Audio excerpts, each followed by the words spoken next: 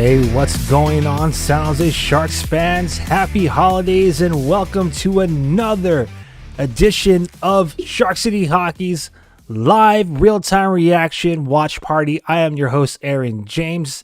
Right off the bat, don't forget to follow us across the board on social media at Shark City Hockey. You can find us on Instagram for more relatable Sharks fan content. Of course, catch our live streams now back on X. Proud to announce we're back on X. And of course, you can find us always on YouTube at Shark City Hockey. What is up, everybody in Sharks territory? We are ready for another test. Another matchup that's going to really kind of give us Sharks fans a real glimpse of what this team is all about. Are the Sharks for real? I believe so. They're on a slump right now after what was a very impressive streak. So let's hope that we can get back to our winning ways tonight in Vancouver. Vancouver right now is hoping to maintain their status of number one in the league. And we all know that, this season they kind of, had the best of us, to say the least. I know a lot of us definitely want to forget about that 10 goal against performance that went down at the tank. But that's literally like kind of the, it's really stuck. It's stuck in the back of our minds here. So let's hope that, before the holiday seasons, before we open up our presents tomorrow or Monday, depending on when you like to, tear open that wrapping paper, let's hope that the San Jose Sharks fans can give all of Sharks fans the greatest gift, and that is a dub. All right, let's go into the projected lineup for tonight. San Jose Sharks have rarely had themselves a healthy roster this season. It's tough to get consistency with, your lineup and build that chemistry when you constantly have people out. Obviously, Logan Couture is still out. But, you have Alexander Barabanov. He is scratched tonight due to an illness. Giovanni Smith, he left the last game at home with an injury, so he won't be in the lineup. And Kalen Addison is dealing with a lower body injury as well. So the San Jose Sharks are going to be without their blue line power play quarterback, as they dubbed them. So here's the projected lineups via the Daily Faceoff. William Eklund, Tomas Hertl, and Philip Zadina are going to make up that first lineup. Your first defensive pair is going to be Kyle Burrows and Mario Ferraro. Of course, you have Mackenzie Blackwood getting the start tonight. Our second pair, it will be Anthony Duclair, Mikhail Granlund, Fabian Zetterlund, along with Jean Ruda and Henry Thrun.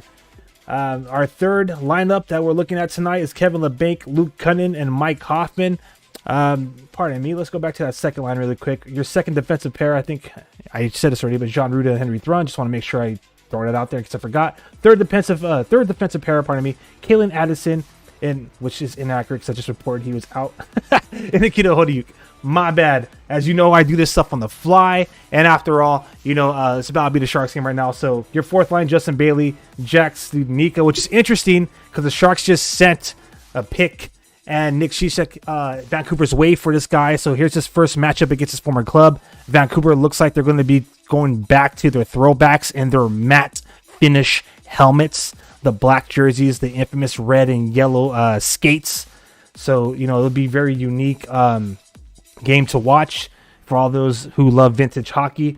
But yeah, your third line is going to feature Studnicka at the center. So, we'll see what he does against his old squad. I'll be 100 with you, a little underwhelming in my opinion, the last couple of games, but we'll see if he finds his stride tonight. So yeah, just want to let everybody know that we are back. We are back on X, formerly known as Twitter, and from my understanding, should you leave a comment on X, you'll be able to interact with the show. So this shouldn't be exclusively to those who watch us on YouTube anymore. So if you're watching this live stream on X or if you're watching on YouTube, take part in the conversation, drop your take or drop a comment in the chat section, and we should be able to interact with each other. So let's test that out. Let's see if that's actually true here.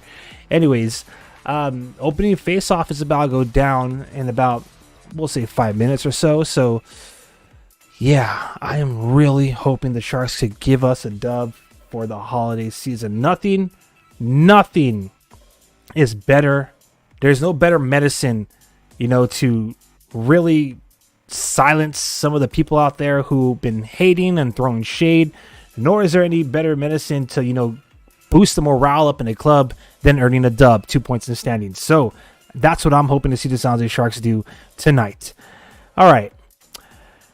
Let's see what's going down really quick. Just making sure we're going on tonight. So for the San Jose Sharks, again, their scratches are Kalen Addison, Giovanni Smith, and Alexander Barabanov. So that last line that I reported, it should be, let's see, let me just make sure. Mark-Edward Vlasic is filling in for Kalen Addison tonight, which is refreshing because, I don't want to spend too much time in the personal lives of Sharks players, but we all here at Sharks Territory know what's been going on with Mark-Edward Vlasic. It's pretty much, it goes without saying now what the personal matters were. So it'll be nice to see, Pickles go out there and just play his game. And, try to really just put all that noise behind him. And, it's unfortunate what's going on, and I'm not going to share it. But if you know, you know. But, yeah, so he's back in the lineup, and that's what's up. Not going to really give my opinion on, all that's going down. Pardon me. All that's going down with this, with what's going on in his personal life. But all I'll say is, just because I love dogs, it's kind of messed up that I got to be in the middle of this, but that's it. That's all I'm going to say. That's my only opinion. All right. The puck couldn't drop any sooner here. Every time they say it's a 7 o'clock face-off, it seems to be like 5 or 10 minutes after that. So here we go. So again, one last time, pardon me for the third defensive pair should be Nikita Hodayuk and Mark-Edward Vlasic. So here we go.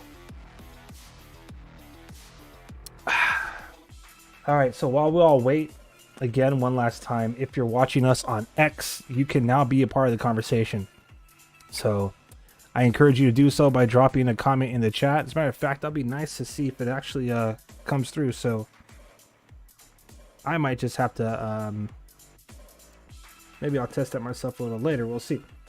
But while we wait, for those of you who are watching right now, let me know, who do you got in the comment section?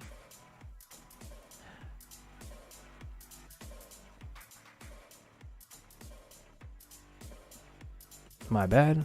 Getting everything lined up here. So, who do you got? Obviously, we're not playing the Avs. Again, this is totally on the fly. So, let me switch that up really quick. My fault. All right, so if you are joining us from Vancouver and you're a Vancouver Canucks fan, let us know who you got. Type Canucks, or of course, if you are part of the Sharks' fifth line, type Sharks. Let me know who you got for tonight's game. As it sounds like the Sharks and the Vancouver Canucks are about to do opening face-off momentarily here.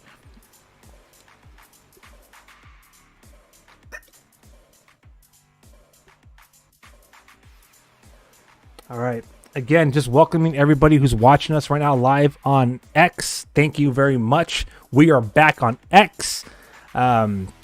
We supposedly should be able to get your comments now, so that's why we're back live on X. Just being 100 with y'all. Honestly, we've been live and we've been doing it. We've been doing it live on YouTube every away game. So these watch parties, in case you're not aware, and this is the first time here, we go live for every away game that the San Jose Sharks play. And, we've had quite the turnout, I'll be honest with you. So I just want to say one last, one last time, or not even the last time. I just want to say one more time, pardon me. Thank you to San Jose Sharks fans and all the other hockey fans from around the world who've been joining us for our live watch parties for every Sharks away game. We've been going live on YouTube lately, but now here we are one more time back on X. So I'm super excited to, bring the live stream back to this platform where all you Sharks fans are probably craving some positive Sharks hockey content. Let's just be honest with you. A lot of what we're hearing these days is literally just like tanking and Sharks are this and Sharks are that. Just a lot of shade, But yeah, let me know what you think in the comment section. And if you can't do so for some reason or another, if X is being, a pain in the booty, follow us, or you can catch us on YouTube and you can join us there.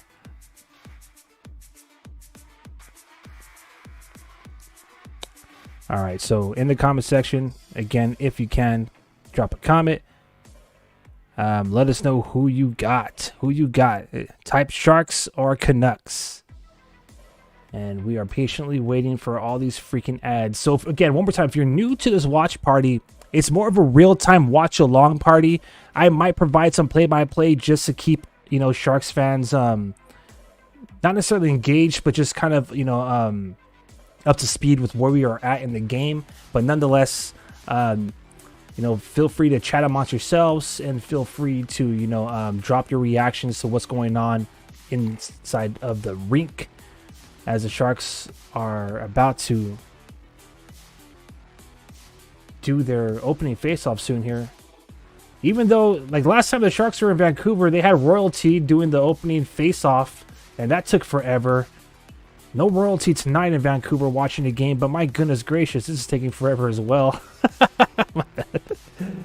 So while we wait, let's just go into the historical stats. So, obviously, the San Jose Sharks have played Vancouver 3 times already this season, and right now this season the Sharks are 1-2 against the Canucks. Again, as I mentioned at the top of the program, a lot of us still are kind of we have that freaking 10-1 loss kind of etched in the back of our minds that went down on November 2nd at the Shark Tank. About 18 days later, that game I was referring to when the royalty was there in Vancouver, Vancouver Canucks beat us 3-1, and a lot of us felt that was a little sus. The refs definitely helped out the Canucks in that game, and it seemed as if the royal family was kind of cheering for Vancouver, so I'm sure the league was doing their due diligence to make sure that they weren't leaving the building disappointed, right? But the last game, the last time the Sharks faced the Canucks was November 25th, and the Sharks handled that game 4-3. So this is going to be the last time that the San Jose Sharks faces Canucks, thank goodness. And, hopefully we could see our club end this season series at least at a minimum, tied up, right? 2-2. As I mentioned again at the top of the program, the Canucks right now are doing pretty solid. They're at the top of the Pacific Division. They have 22 wins, 9 losses, 3 overtime losses, 47 points in the standings. On the exact opposite end of that is, the Sharks, 9-21-3. All right, we got some comments from YouTube. Is this real? Is this live? Hi. Yes, this is real. This is live. What's up? And yes, I am a San Jose Sharks fan. Thank you for asking. And welcome back, by the way. All right. And hey, if you're a Vancouver Canuck fan, it's all good. Like as the prompt says, let me know who you got. You got the Sharks or do you got the Vancouver Canucks? Not counting playoffs, this is going to be the 140th all-time regular season matchup between these two clubs. The San Jose Sharks all-time are 63, 58, 9-9 against the Canucks. All right, let's go Sharks. Absolutely. No, I don't think so. I don't think we're losing today either. I'm feeling it. I'm feeling this holiday spirit. So really quick, the Sharks record in the Rogers Arena in Vancouver, British Columbia, not to be confused with Rogers Place, that was in Edmonton. But this is going to be the 55th all-time game at the Rogers Arena for the San Jose Sharks, in which they're 29-23-2. So historically speaking, we do pretty well when we're playing a little north of the border here. So this action couldn't start any sooner. I think they're about to drop the puck as both national anthems have been sung. So let's do this, baby. Let's go Sharks. Let's go. I want to see a dub today, baby. I am watching the home broadcast. Yes, I am. So thank you for asking. And as I mentioned, in case one more time, in case you all need a reminder, I'm watching it too. That's what's up. Just a reminder, this is a watch-along party, live, real-time reaction. So I won't spend too much time doing play-by-play. That's what Randy Hahn and Drew Mendes are here for. But I might do some play-by-play just to keep everybody who might be watching and not checking out the game live intrigued. But let's do this. Let's go. Opening face-off. Miller for Vancouver. Hurdle for the Sharks. Here we go, baby. Game on.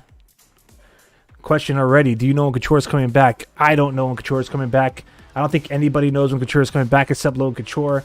I got some opinions about that, and honestly, this wouldn't be the right time to share it. It's a little biased, but long story short, I think when he's good and ready, literally, then he'll come back. Supposedly, it's a lower body injury, and he's working his way back. But I have some personal opinions about that. But nonetheless, we got to worry about right here, right now, and that's the Sharks trying to pick up 2 points. All right, my bad. Let me get the game clock started. Thank you for asking. Yeah, a lot of fans want to know what's up with the captain. What is going on with El Capitan? I wish we knew. I wish I could tell you.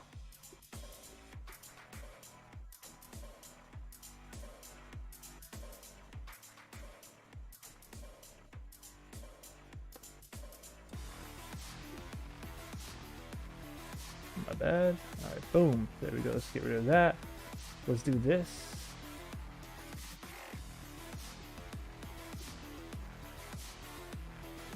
All right. Have you been to SAP Center? Absolutely. I've been to SAP Center plenty of times this season. If you haven't done so already, I would take advantage of the breakaway pass. I think next month in January, it's 6 games. So 6 home games for the price of like 87. Like it comes out to like a little bit under $100 by the time it's all done. So, I mean, that's pretty solid to me. I mean, that's a dub if you want to, if you don't care for where you sit in the tank. I don't care. I don't believe there's a bad seat in the tank. So if you don't care, then that's me. I have gone to 2 this season. I'm going to Jets on January 4th. So excited. That's what's up, man. That's what's up. We need more fans in the tank, baby. We really do. All right. So Mackenzie Blackwood gets a nod in the net tonight. So that's always exciting. I'm really looking forward to seeing this guy make a comeback. Didn't have a solid game the last time out, but it's all good. It's all good.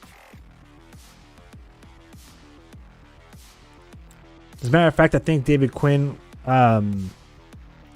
said he wanted Mackenzie Blackwood to be in this game because he didn't feel that the last game was really all on him.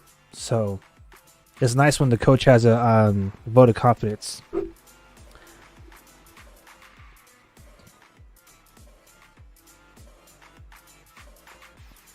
Got some more questions related to Bay Area sports here. Someone said they're going to go with their Pops. And then, are you a Warriors fan and a 49ers fan? The Dubs are what's up. I don't really. Oh, 1 second. Oh my goodness gracious! Wow. And just like that. 1-0. You've got to be kidding me. Oh my gosh. Oh my goodness gracious.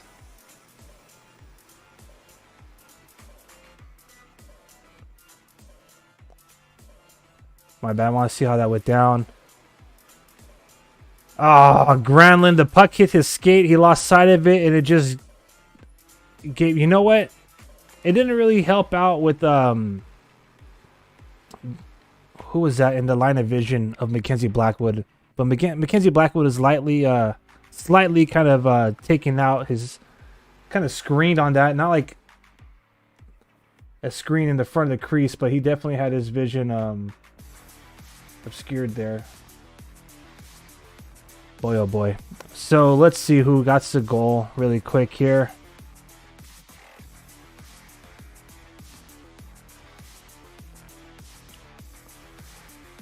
Andrei Kuzmenko gets his 7th goal of the season. Scores at 1 minute 34 seconds. My goodness.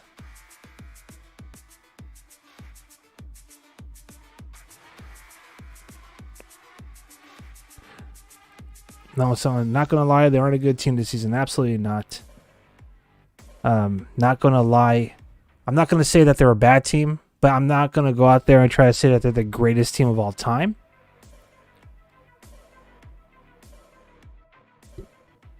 But I honestly believe that the Sharks have the talent to make a playoff run this season. I'm not gonna, try to sell you that they're, a Stanley Cup finalist. But I'm definitely not going to, sit here all season or even before the season begins and say, this team is the worst in the league. Fire everybody. The team doesn't have, they have a culture problem and all the other nonsense you hear all over social media, right? I'm not the type of person that likes to post things like to collect. My content isn't necessarily to collect clout. I'm just a genuine, loyal Sharks fan that bleeds teal and believes that any given game day, the Sharks have an opportunity to go out there and win. And even though we got scored on just 90 seconds into the game, we still got an entire freaking 57 minutes of hockey to go. So let's do this.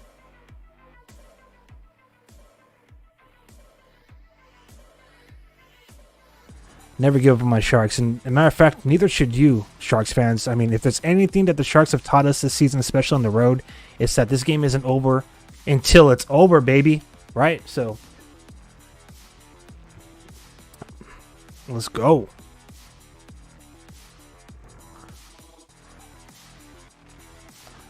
Hello, I'm at Mexico and the introduction of hockey worked. What's up? You're still in Mexico, huh? That's what's up, bro. Thank you for joining me again tonight. I really appreciate it.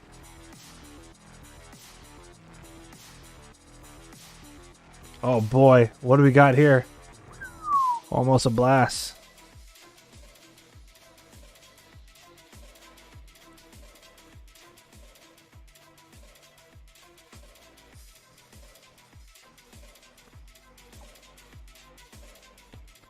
Let me see. Just trying to see what we got here.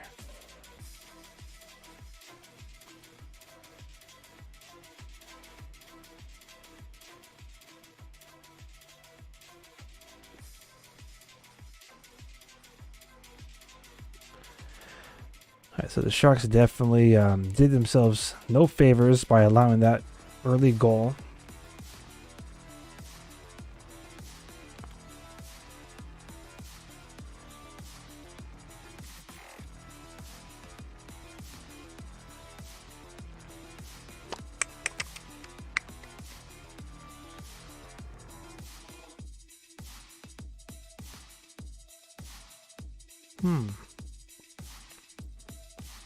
I'll have to look into this.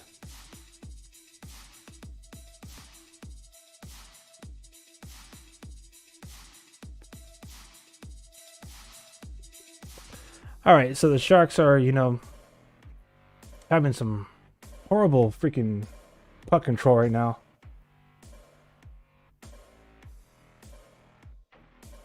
My bad, pardon the silence. I'm kind of going across trying to share everything.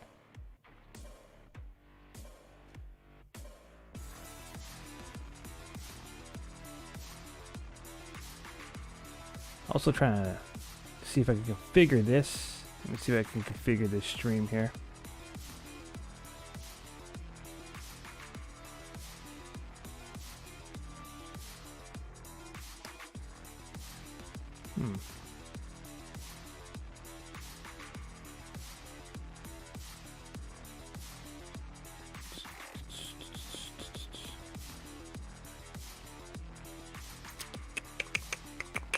Pardon me.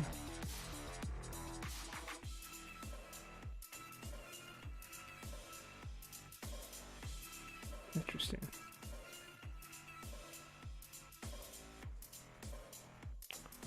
Very interesting. All right, if you guys are on X and you're actually able to leave a comment, let me please leave a comment. Let me see if this actually works. And if for some reason the comment section isn't holding up, just reply underneath the post here. X has been a little funky lately. I mean, I think it's been kind of whatever ever since it's been, went from Twitter to X. But back to the game here. Pardon, the clock is a little bit behind. Sharks allowed a goal. That first shot of the game. Vancouver only has 2 shots right now, so it's a 1-0 game. And, you know,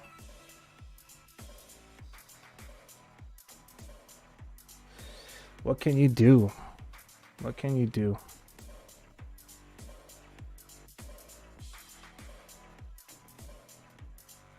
What happened here?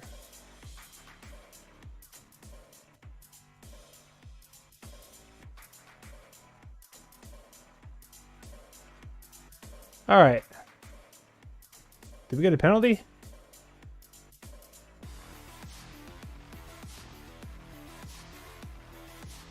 Oh my goodness gracious.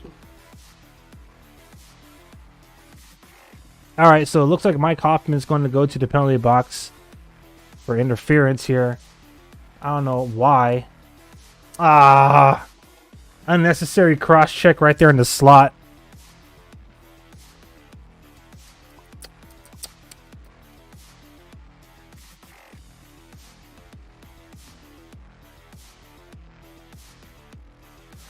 Well, it's not getting. It's going to rain, right? Or when it rains, it pours, as they say. It's not looking any better for the Sharks right now, as they're about to be on the penalty kill.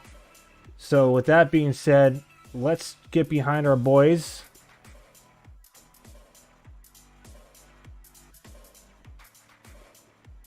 And let's cheer them on here. Sharks penalty kill, which means type Go Sharks or PK. Just spam the comment section, type PK.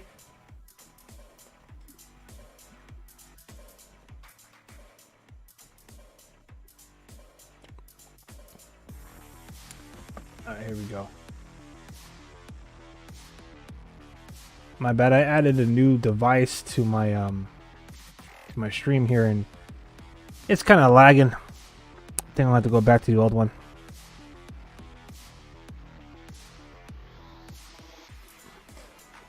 It's killing me.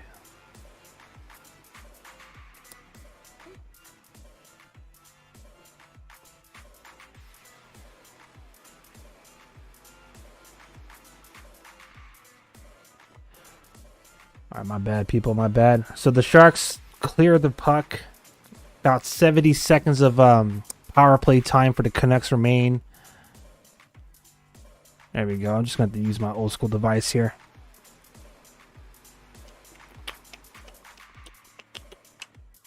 Alright, Canucks trying to, you know, set up their power play. Operating. Just a lot of puck, just a lot of passing around. Nothing, no major threats right now until I just said that, of course. Oh my gosh. Oh my gosh. Canucks get a power play goal. No mercy right now. No freaking mercy being shown by this squad. 2-0. Not even 7 minutes into this game and it's 2-0 already.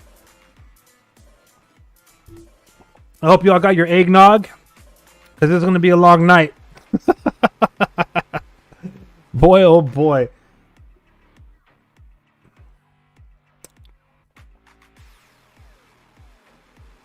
I don't believe it.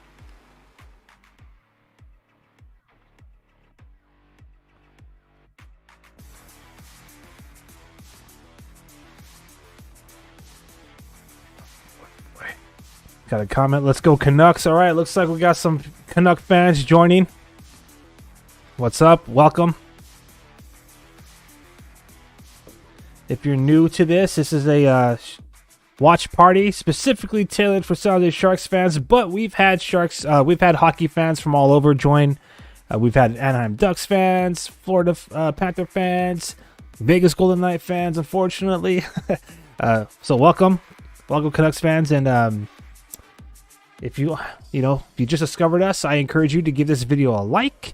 Don't forget to follow us across the board on social media at Shark City Hockey, and of course subscribe to our YouTube channel. It really helps grow Shark City Hockey's account. Definitely appreciate the comment in the chat section. Looks like so far it looks like it might be a nice, Christmas for Canucks fans. Vancouver is a beautiful spot. I have never personally been to Vancouver, but I have been as close as Victoria. So British Columbia is a very beautiful place. Oh, Vancouver is not taking their foot off of the gas pedal. Almost another opportunity right there in the slot. Mackenzie Blackwood, it's kind of been slipping lately.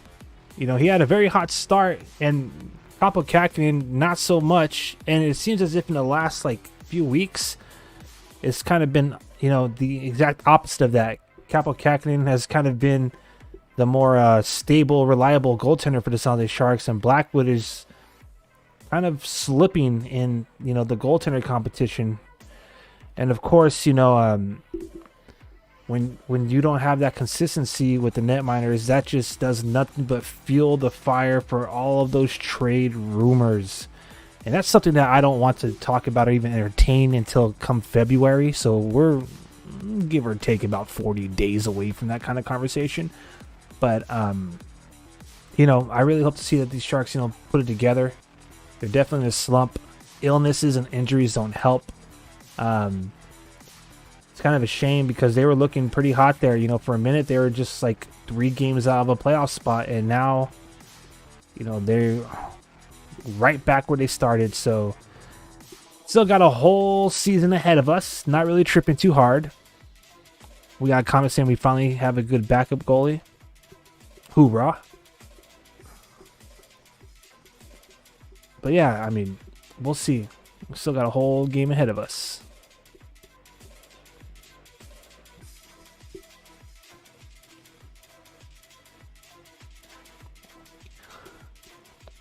If you're a AHL, American Hockey League fan, and you love the San Jose Barracuda, they're in action as well right now against the Henderson Knights. The Cuda won last night in Henderson, so it's a back-to-back doubleheader against the Vegas Golden Knights AHL affiliate squad. D. Smith, your good backup goalie. All right, we're halfway through this period, and the San Jose Sharks have only been able to generate one shot. It's literally been all Canucks. Sharks are literally living in their own defensive zone right now, and they're struggling to just get it past center ice. It's crazy to watch, but it is what it is. Let's hope that the Canucks don't burn themselves out trying to create these opportunities quick, and the Sharks get an opportunity to, maybe play the long game here, right? But Studnicka takes an opportunity on his old club, and that didn't really look like much of a threat. All right. So I didn't really talk about who scored the last goal. That's because it was the same guy. My goodness gracious. Vancouver already has Andrei Kuzmiko on a freaking hat trick watch. He scored both of the goals thus far. Peterson got an assist on both of those goals. So Kuzmenko gets his 7th and 8th goal of the season for Vancouver. And Peterson gets his 29th and 30th assist.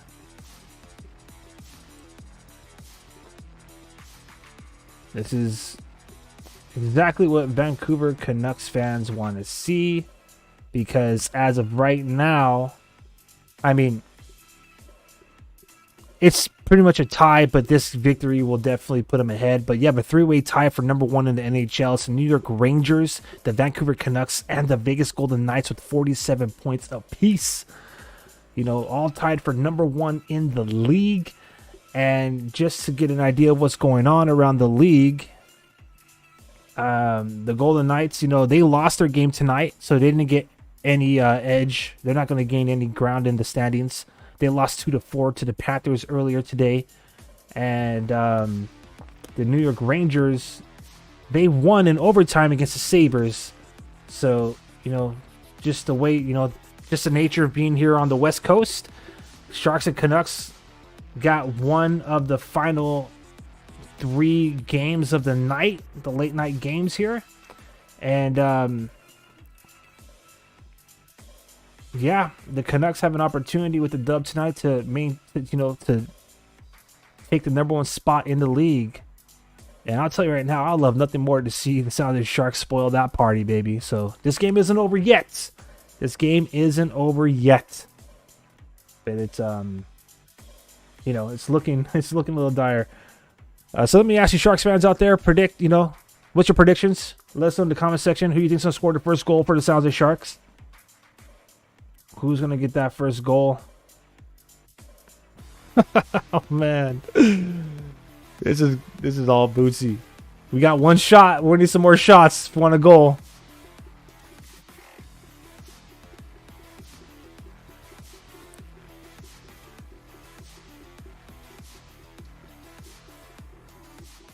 All right, let's go Sharks. So Granlund, Zetterlund, and Duclair are out there. The Duke of San Jose, man. His name has been dropped even before he even took a shift in San Jose as being like trade bait. But I don't think so.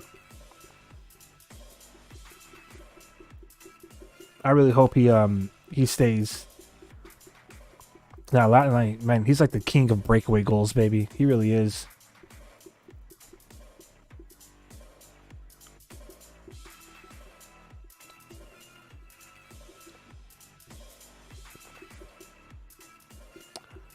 All right. So, Sharks and Canucks are going on TV timeout.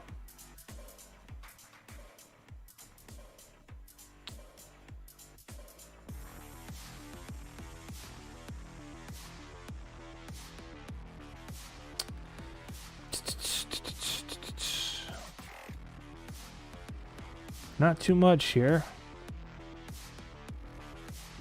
Not too much for Sharks fans, at least, to report.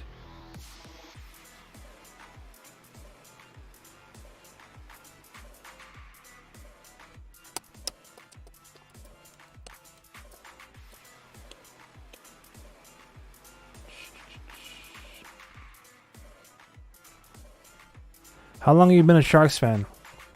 At this point, let me see.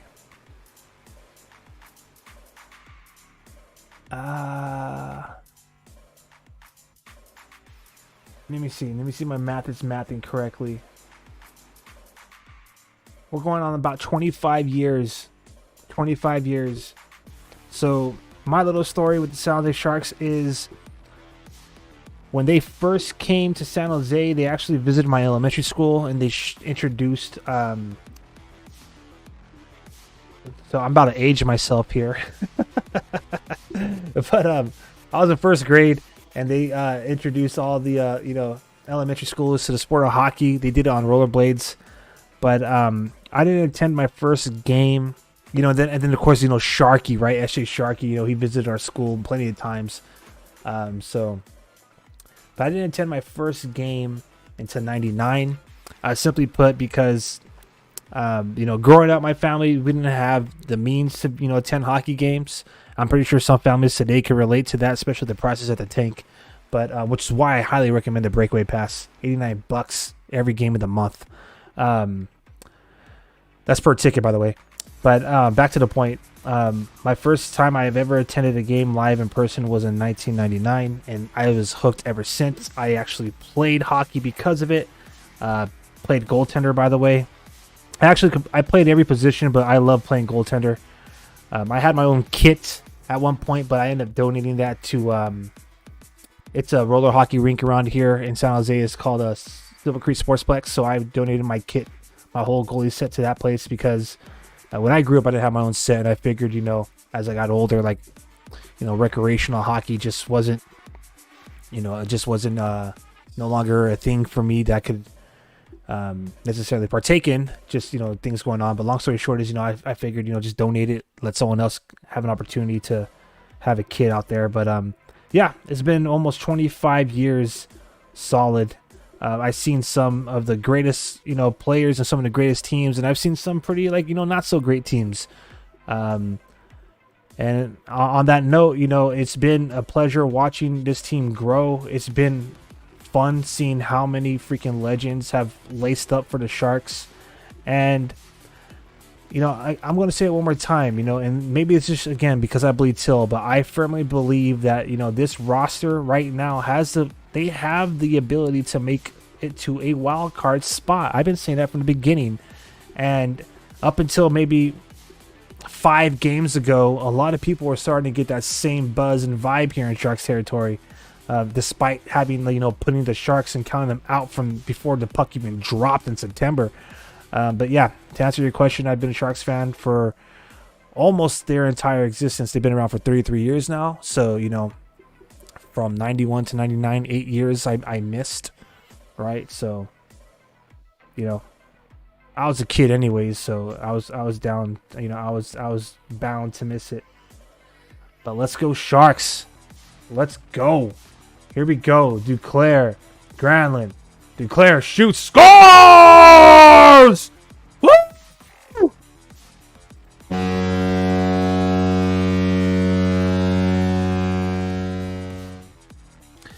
There it is, baby.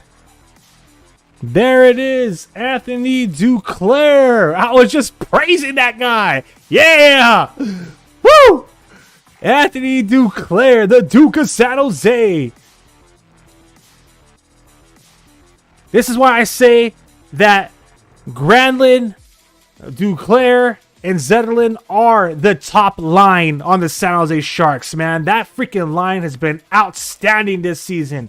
Anthony Duclair gets his 8th goal of the season. 19th assist goes to Mikael Granlund. 6th assist of the season goes to Mario Ferraro. So, Anthony Duclair, 8th goal of the season.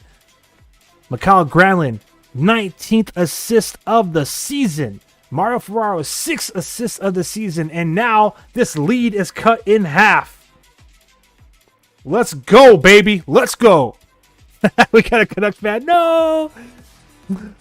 Oh, the 2011 Canucks run was crazy. I thought they were going to win the cup. Bro, I'm going to be real with you. That 2011, so you guys traveled so well. I went to those games. I still have a picture of when the Canucks were here at the tank.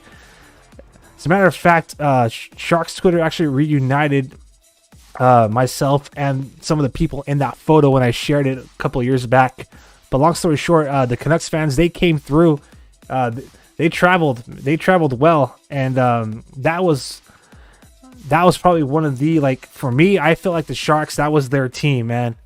And the Sedin twins and Luongo, man, they stole it from us. I know it must have been bittersweet to see, Luongo shake his head. No. And, time ran out, and it became a reality that you guys weren't going to hoist a cup. And then, whoa, what a scene at your city, right? That whole infamous picture of the two lovers kissing on the street while, your fan base did not handle that loss very well. But what a time in the world of hockey. I remember that. I honestly thought that the Sharks were going to go the distance that year, and the Canucks, man, they spoiled that party. That's for sure.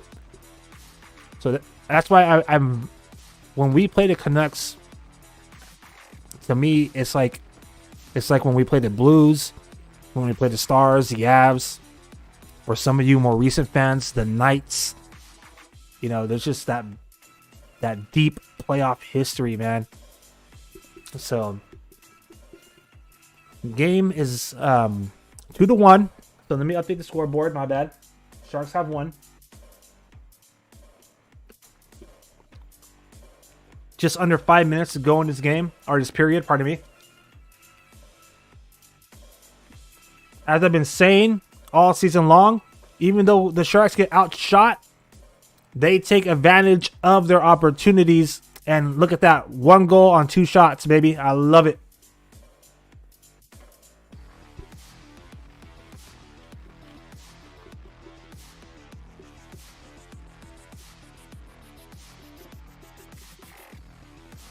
The Canucks are answering well. You'd figure that the Sharks would have the momentum after that goal, and they would be the one to pressure.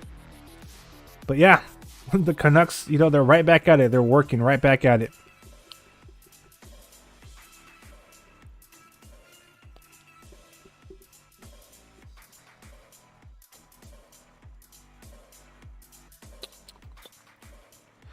All right, so per per San Jose Sharks PR on X, Anthony Duclair is second consecutive game with a goal. He is now second on the team for goals. His 8th goal of the year, as I mentioned earlier. And Mikael Granlund, man. Yeah!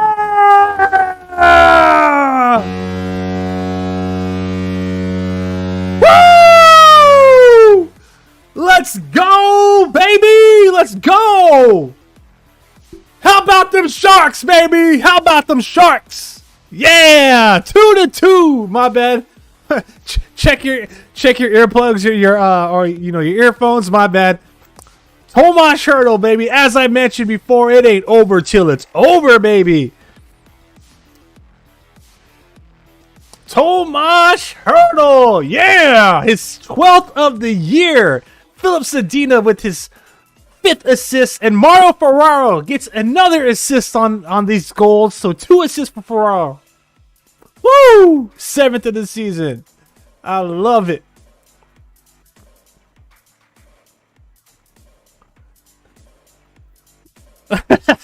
Canucks, bro. I hate this game. It's all right, man. As they say in beer leagues, 0-0, baby. 0-0 game. Let's reset this. Let's start it over. This is awesome.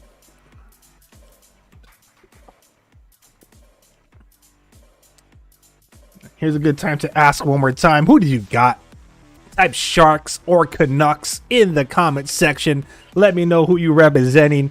It's 2-2. It's tied up before we go into this first intermission. I am loving what I am seeing right now by my Sharks, my no-quit Sharks, the San Jose Sharks, baby. They are definitely delivering, trying to give us here in Sharks territory some holiday cheer with a dub. So let's see what we got. We still got a whole game ahead of us, Sharks fans. 43 minutes of hockey remains. So let's not get ahead of ourselves, but this is what I'm talking about. That's what I'm talking about. Let's be real. A lot of you probably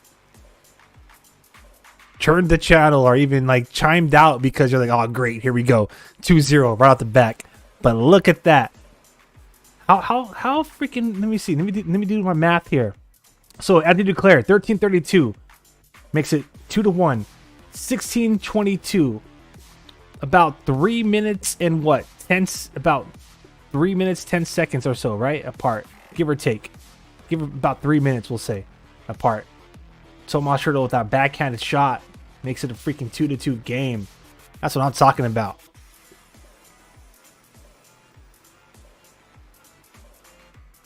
Just want to remind everybody, if this is your first time here, don't forget to follow us on social media. You can find us on Instagram for way more relatable Sharks fan content at Shark City Hockey. Of course, we are streaming live, probably streaming live back on X at Shark City Hockey, and of course on YouTube at Shark City Hockey. Don't forget to like and subscribe. Really appreciate the support.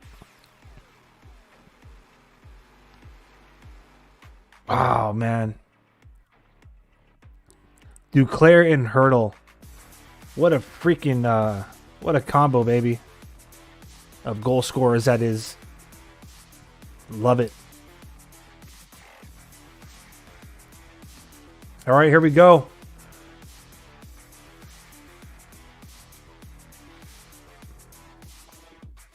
Per Randy Hahn on NBC Sports California, this is the first time the Sharks have scored 2 goals in the first period since they played the New York Rangers.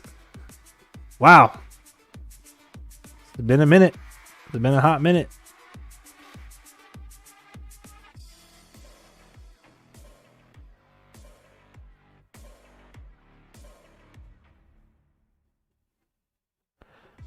All right, here we go. Face off at center ice. 3 minutes to go.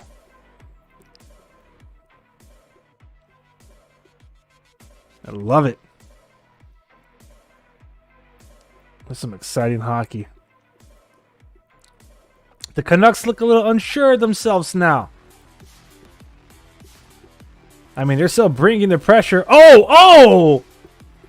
Almost a freaking front door opportunity for the Canucks right there. You know what? The one thing that they are doing way better than the Sharks are right now, and I'll give it to them, is puck control deep in our zone.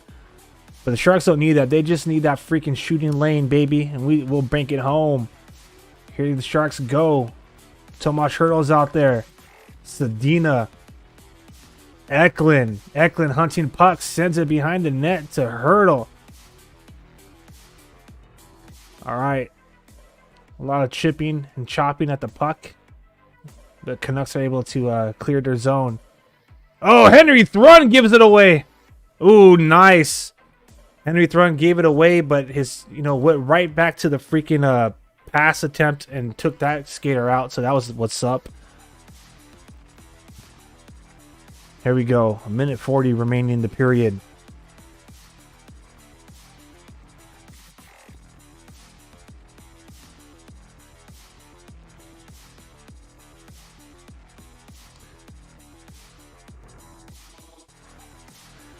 Alright, pardon me as I take a look at Sharks PR here. So Tomas Hertl,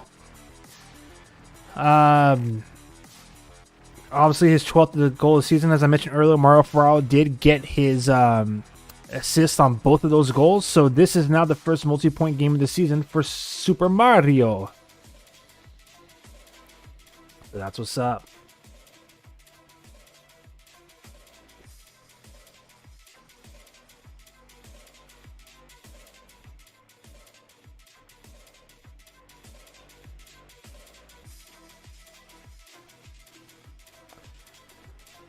All right, here we go. Sharks with opportunity. Jacob McDonald, the defender, playing forward. Taking two Canucks to take him off the puck. I love it.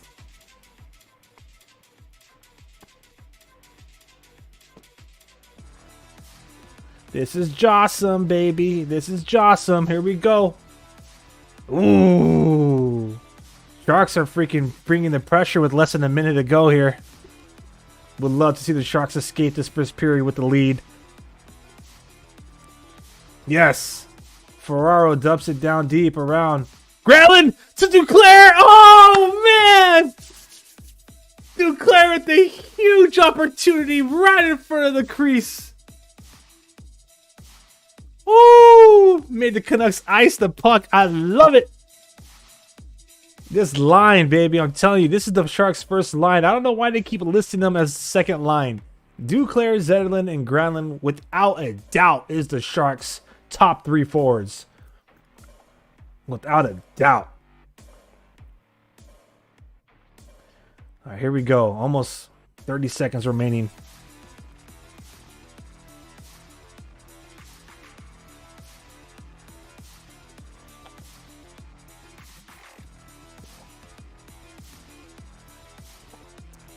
Pardon me.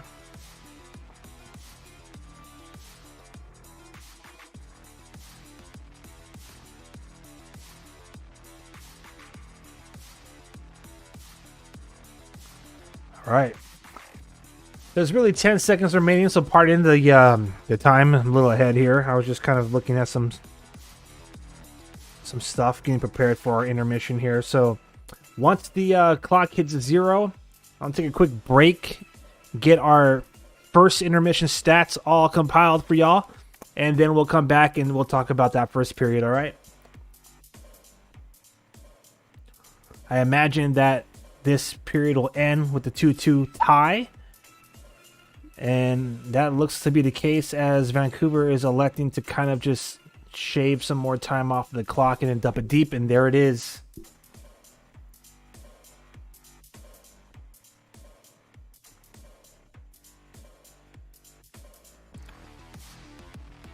All right, so we'll be back in just a moment. Thank you to everybody who is joining me live on X and on YouTube. I am Aaron James, host of tonight's Shark City Hockey Watch Party. Thank you for joining me with live reaction to the Sharks taking on the Vancouver Canucks. Of course, you can be a part of the show, interact with each other or myself by dropping your comments in the chat. And, we'll be back for, the second period in just a moment. But before that, we're going to talk about that first period. So just give me a brief moment as we pause and I compile the stats. and we're going to talk about that first period in just a moment here. So I'm Aaron James one last time, and this is Shark City Hockey's live watch party. We'll be right back.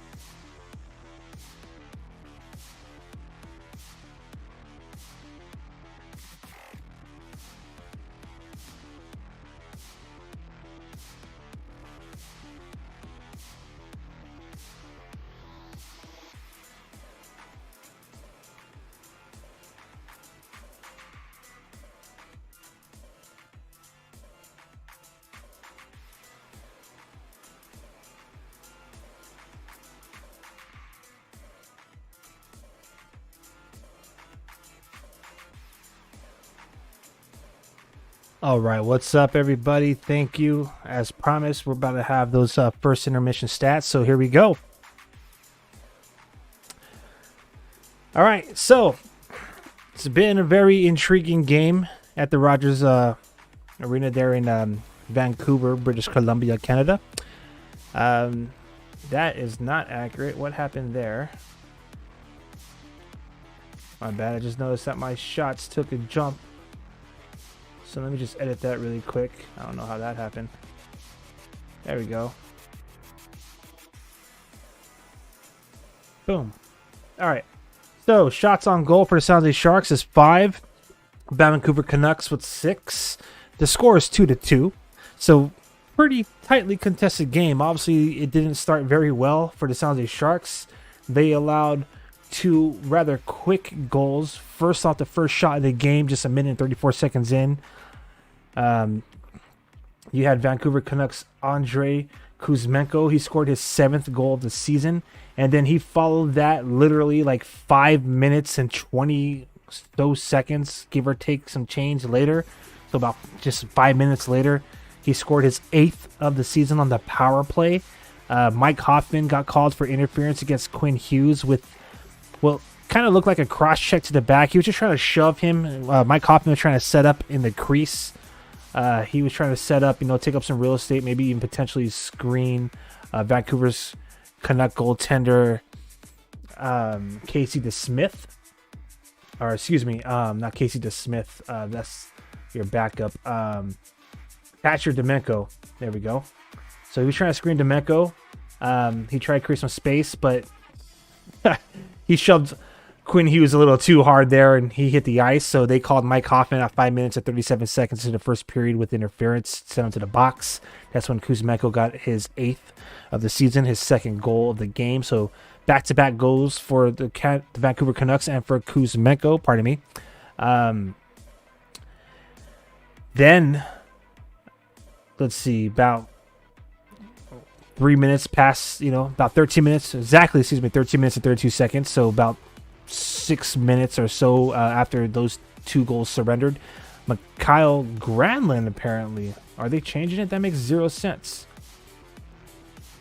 Okay, it should have been Anthony Duclair, unless Mikael Granlund tipped it, but now they're showing... Interesting. Let me double check that really quick, Sharks fans. So the Duke of San Jose got his goal. At least that's what we thought. We thought it was his 8th of the season. But based off what I'm reading here now on NHL.com, it appears as if they are changing it up and awarding it to Mikhail Granlund. That has to be a mistake. I'll get to the bottom of that before this period begins. But it should be Anthony Duclair's 8th of the season, which would make him tied for second on goals scored with the San Jose Sharks. And then the 19th assist from Mikhail Granlund and Mario Ferraro with his 6th assist of the season. So that goal was at 13 minutes and 32 seconds. That made it a 2-1 Sharks, 2-1 Vancouver lead. Sharks split the Vancouver lead in half. And then about 3 minutes after that, Tomas Hertl, definitely no contest, that's definitely no confusion on that goal. But Tomas Hertl got his 12th of the season. That was assisted by Philip Zadina, who got his 5th assist of the season. And then Mario Ferraro again got the assist on that goal, the secondary assist, for his 7th of the season. So that's a 2-2 game. Very interesting very interesting that they got Mikhail Granlund up there. I wonder if that's a mistake. There's got to be a mistake. Nonetheless, 2 goals for each team. We got Let's Go San Jose Sharks. What's up, brother? Hey, what is up? How you doing? How's the vacay? Welcome back.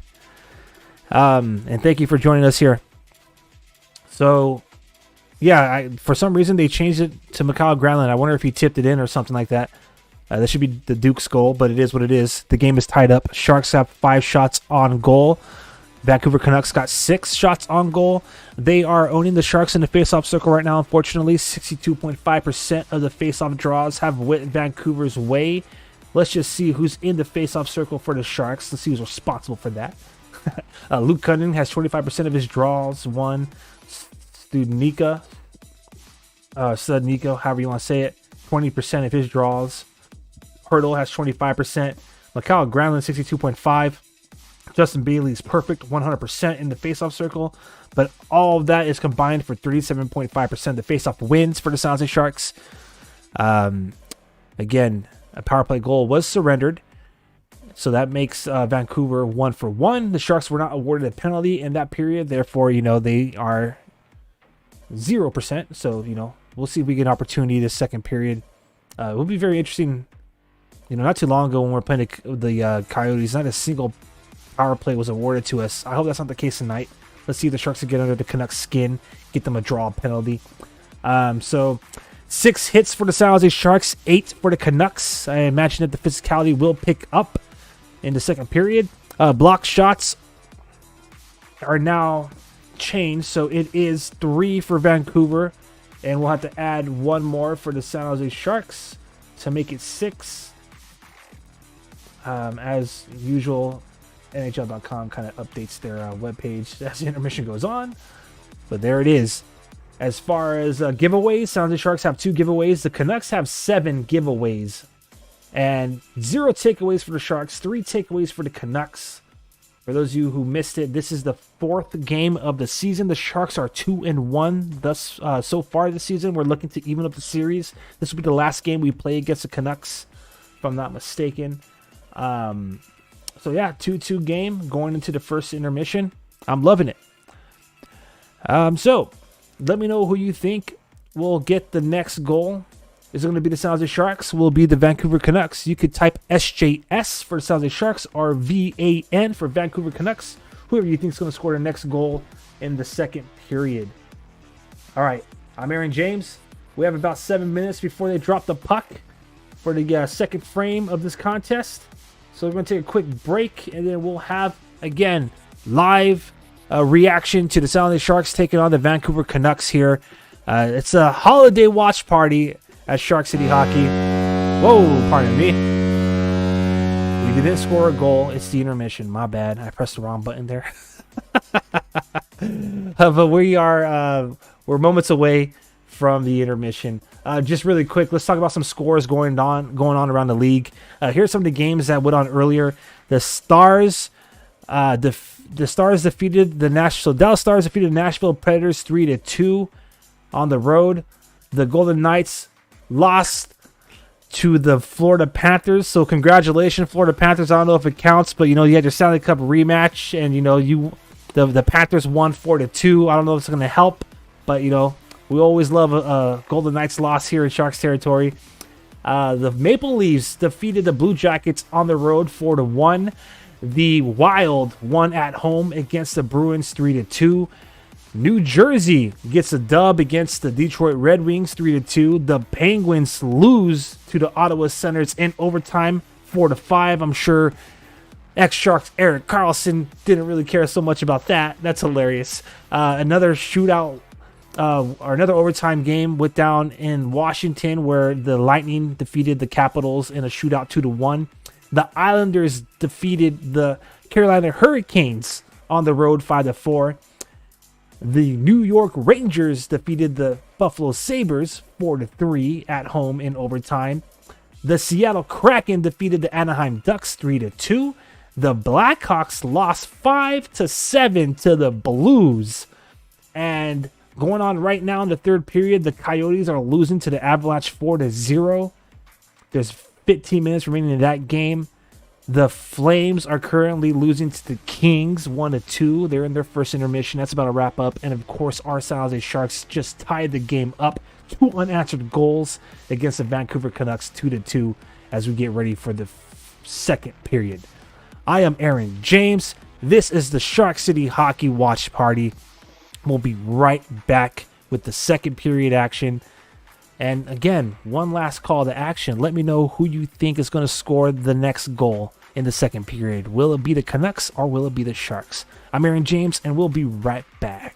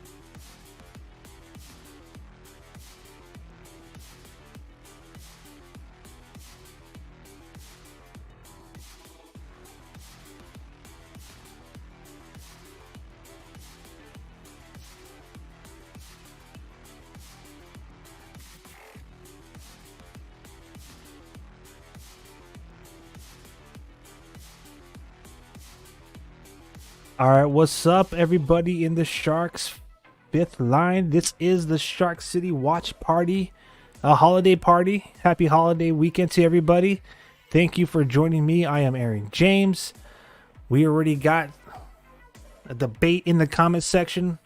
We have some Vancouver Canucks fans and some San Jose Sharks fans. It's all love here at Shark City Hockey. Thank you for joining me.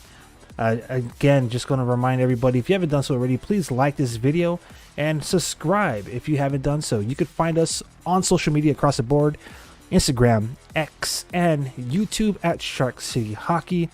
Really appreciate the subscribe and the follow. It helps us grow our channel. And, thank you for all your support, for everybody who's returning, for all of our loyal, faithful Shark City Hockey fans. So, we'll see what happens here, man. The Sharks are cooking. It was looking like it was going to be another one of those kind of like uninspiring performances there for a second. They didn't really start that hot, but nonetheless, they are able to get the job done and tied up. So I'm pretty thrilled. I'm honestly pretty excited to see where this game is going to end up. I hope it ends up with a dub, because right now Vancouver is in a three-way tie with Vegas and the New York Rangers for number one in the league. With the tiebreaker, I believe that leaves New York as the top team. But if the Canucks just even get 1 point tonight, 1 point, if it just goes to overtime, they will indeed, take the edge. So all three teams, the Vegas Golden Knights, the Vancouver Canucks, and the New York Rangers, are in a three-way tie at 47 points in the standings. Vancouver, as we mentioned earlier, New York, they won in OT. Vegas lost. So they've earned their 47th point. New York did. Vegas didn't earn any points. Hoorah. And all it takes is an overtime for the Canucks earn 1 point, and they'll be number one in the league going into the holidays. So I would love nothing more than the San Jose Sharks to spoil that party and even up the season series 2 apiece. So here we go. We're about to see the puck get dropped here for the second period. Let's go Sharks. I'll be real with you, I'm digging these Till buckets on the road. At first I was kind of like, but they're starting to grow on me. I like it. Wasn't too sure how I felt, not gonna lie, the first time around, but I'm digging them. All right, here we go. Eklund, Hurdle, Zadina are out there for opening faceoff. So is Kyle Burrows and Mario Ferraro.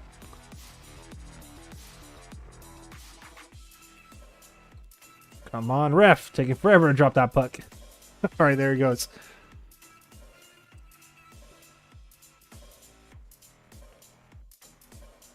So interesting enough, it looks like the league changed shots to being even, 5-5. So, there it is. 5 shots apiece, 2 goals apiece. As they say in beer leagues, this is pretty much a 0-0 game. So here we go.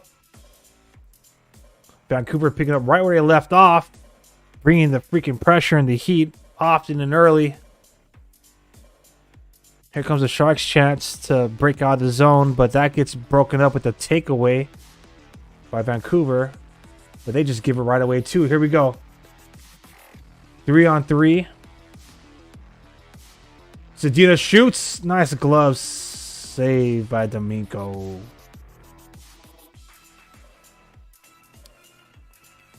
Demko, pardon me. I bet.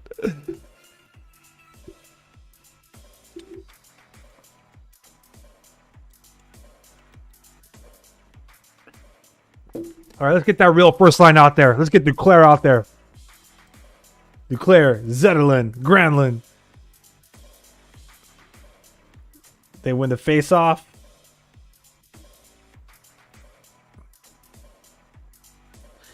When I see the Canucks play in this uniform... Oh, holding that thought. What? What? That is a horrible penalty call. What?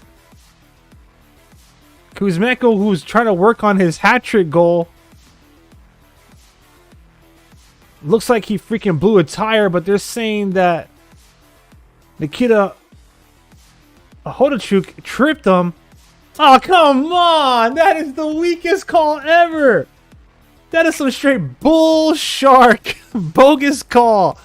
Sharks fans, type bull shark in the comment section. They definitely try to help out Vancouver right now, as they did the last game around. But nonetheless, Sharks are on the penalty kill. So spam the comment section right now. Type PK or Go Sharks. Either one works. Either one works. Here we go. Ooh, they almost caught freaking Blackwood out of position there.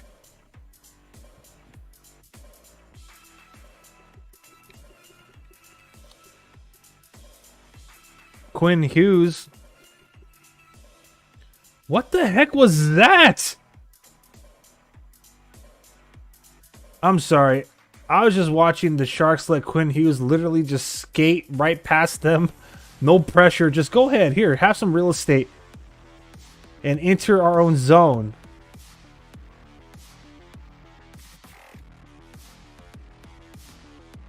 Alright. Sharks cleared the zone. Thank goodness. That was a little ridiculous there for a second. But I think it was Luke. Was it Luke Cunnin? Who just kind of like casually allowed Quinn Hughes to like escape his own zone, applied no pressure. Anyways, Quinn Hughes is still out there surprisingly. Oh, come on.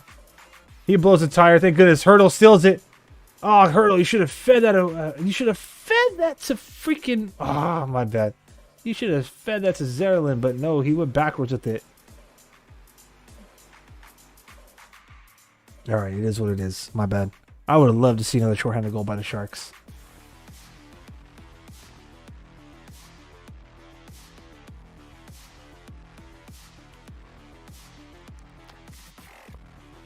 Alright, Sharks are about 15 seconds away from killing this penalty, and I'll be honest with you, I think they are going to kill this penalty, so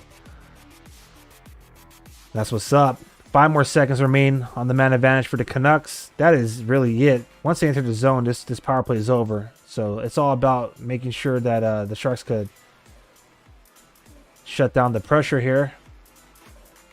Nice. Nice play to the body. Mario Ferraro with 2 good body checks there, just kind of pinning Vancouver forward to the boards. But, you know, Canucks still applying that pressure. Regain possession. Now they're setting it up. Blast from the blue line. That's blocked. Another opportunity from the blue line. And Ferraro, known for blocking shots in San Jose, gets in the way of that puck. That looked like a Blackwood save, but it's being reported as a Mario Ferraro block, so that's what's up. Uh-oh! Things are getting chippy! They're hugging! It's getting festive out there!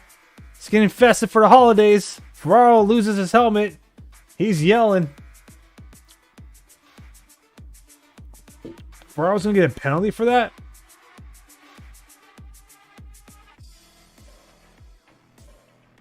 Good. Good. All right, Sharks about to be on a power play, baby. Let's go. Type chomp chomp in the comment section.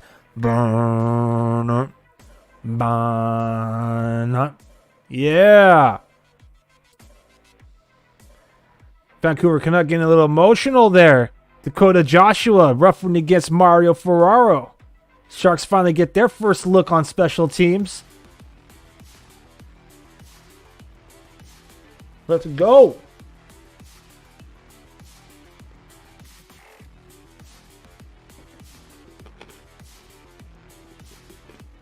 All right, Granlund's out there. He has room. He shoots. That goes up and high into the net.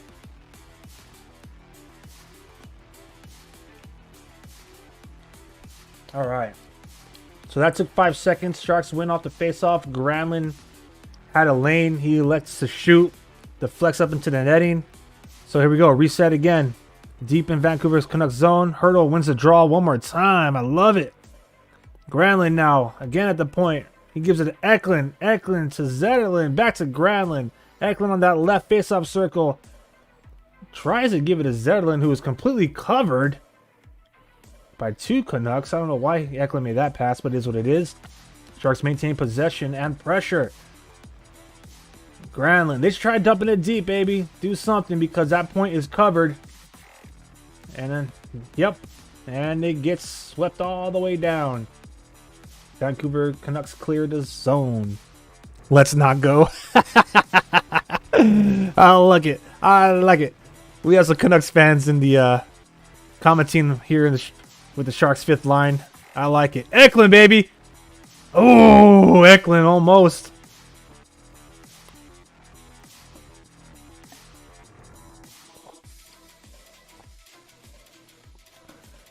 Question for the Canucks fan out there. Which uniform do you prefer the most? Do you prefer this old school throwback or their traditional, Vancouver Canuck logo with the word, the word mark Vancouver across?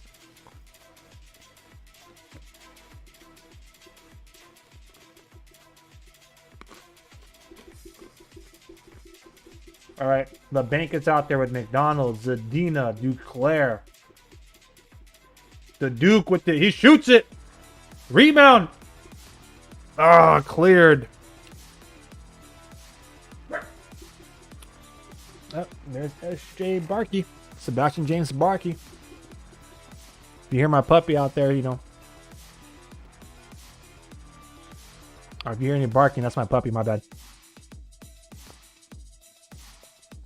All right, Sharks are back skating. Traditional blue and old school black. Nice.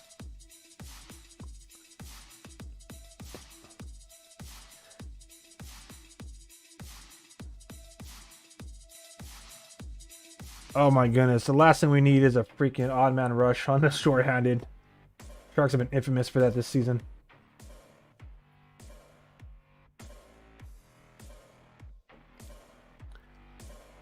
So I just want to clarify. Oh, another 2-on-1 opportunity. What the heck is this?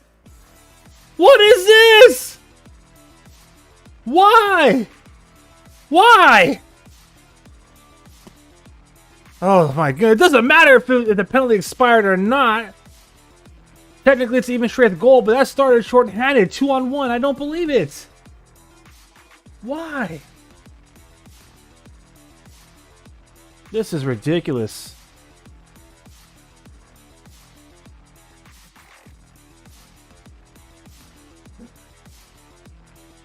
Wow.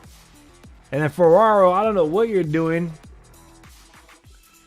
He slides backwards. Like, that makes 0 sense. You just took yourself out of the play. That just makes 0 sense.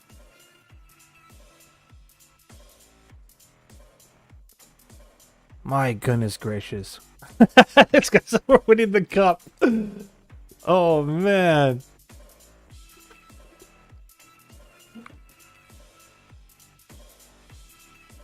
I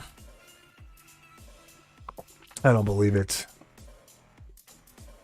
Shaking my head in disbelief here.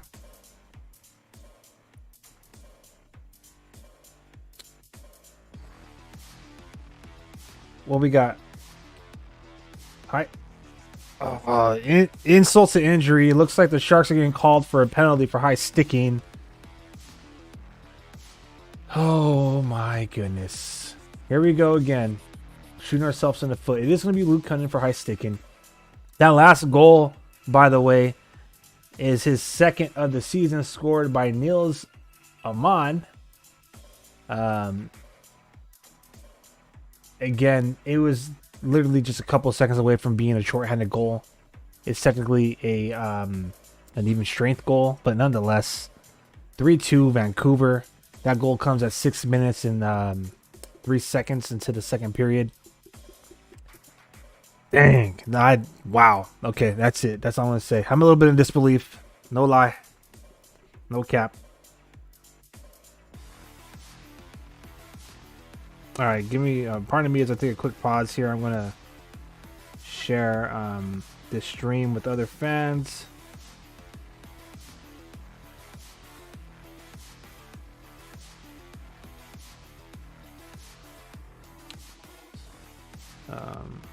Click here. Do join.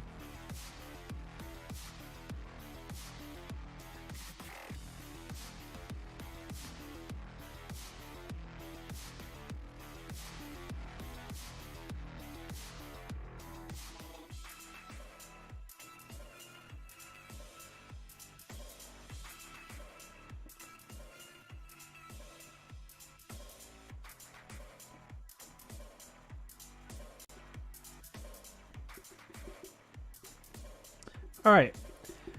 I just want to say one more time. I mean, I probably won't say this enough this whole season, especially as Shark City Hockey celebrates their 5th anniversary season. Thank you. Very special thank you to everybody who joins us here on our live watch parties, especially those who are returning members of the Sharks 5th line. Please follow us across the board on social media, on Instagram, YouTube, and on X. Please like and subscribe on YouTube. Help the channel grow. And, yeah. Sharks are trying to, we got to kill a penalty here now. So let me get the clock rolling here. Oh, wow. Vancouver's moving the freaking puck with so much finesse and precision. It's very intimidating, to be honest with you. Oh, wow. What a save! What a save by Mackenzie Blackwood, baby. Type Big Mac in the comment section. That was a great save by Mackenzie Blackwood. That could have easily been 4-2.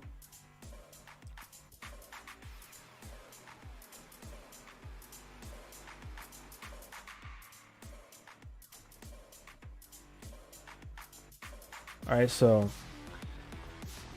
we're getting word that Mark-Edward Vlasic has went to the dressing room. Sharks home broadcast is saying.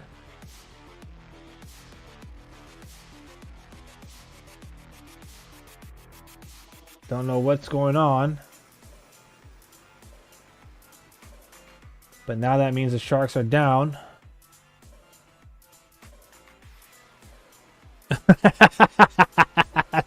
Big fact, you can't play hockey. Oh man, that's hilarious.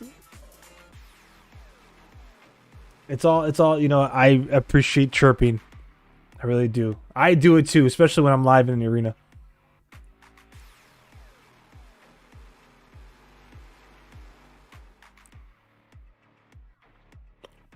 Oh man, how is that not okay, I'm gonna stop asking questions and let's just go. 4 seconds remain on this man advantage. Sharks are gonna kill this penalty too, so that's what's up. But the pressure is still on, and just like that, Canucks score. So they score a goal, almost shorthanded, as time expired on the Sharks power play, and then as time expires on their own power play, they score a goal. So, wow, 2-goal league. Oh, nice deflection. Pardon me.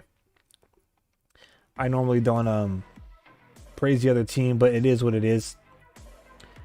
That puck was redeflected. That's what it looked like to me.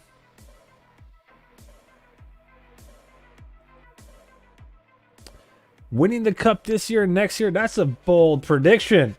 That's a very bold prediction. It's still December. Right now, they're giving you December to remember. You are too goof. No, just kidding. I know what you're saying, too good, but I get it.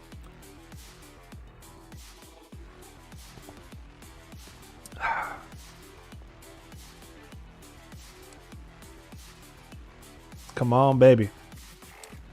All right. Sharks look hungry. Duclair's out there.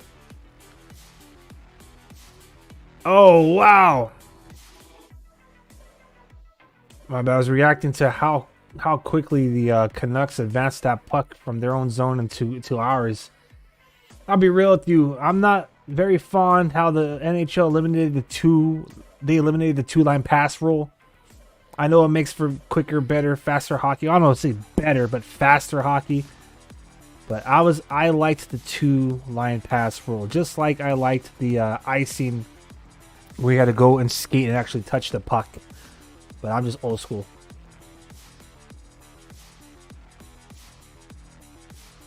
All right, let me see. So that goal from the Vancouver Canucks is being accredited to Sam Laftery. I guess that tip was Bailey. No, that wasn't Bailey. That was Laftery. Okay, yeah. So that was a clean goal from I called it right. I called it correctly. The home broadcasting team is getting all confused. But yeah. That was just a good clean tip. There's really nothing you could do from that. If you're Mackenzie Blackwood, redirected right in front of you. So my bad. So the 9th goal of the season, his 9th goal of the season, Sam Lafferty for the Vancouver Canucks, makes it a freaking 4-2 game. As we're about halfway through the second period, halfway through this game. And this is it. We'll see if the Sharks, this is pretty much how the first period went down. Those first 10 minutes, Canucks scored back-to-back goals, 2 unanswered goals. And then the final 2 minutes, it sounded like Sharks scored 2 unanswered goals. So we'll see if, it's the same, the same thing going down for this period. Of course, San Jose is going to have to do their best to keep themselves out of the penalty box. And, try to get under Vancouver's skin. Try to, get them commit penalties. And obviously, take advantage of those power plays and score.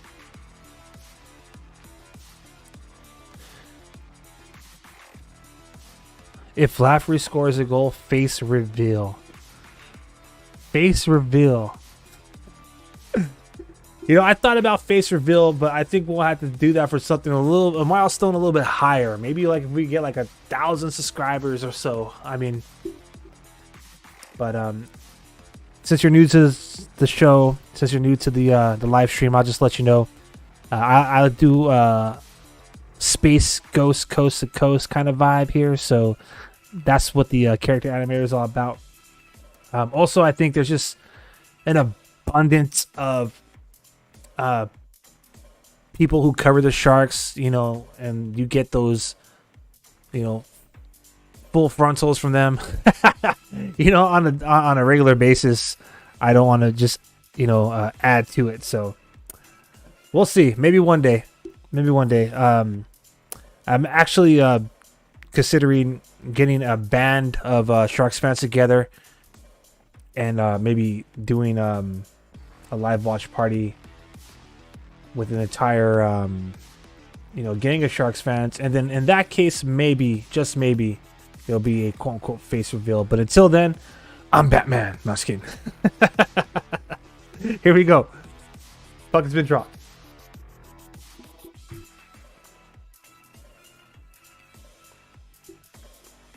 I'm surprised that you said Lafferty because, and of course you commented after, Kuzmenko is on hat-trick watch. So what I'm looking at right now, if I'm a Canuck fan, is if you're going to lose a ball cap by throwing it on the ice. Of course, as a Shark fan, I want them to shut that guy down the entire game, because the last thing I want to do is see a hat-trick get scored against my team.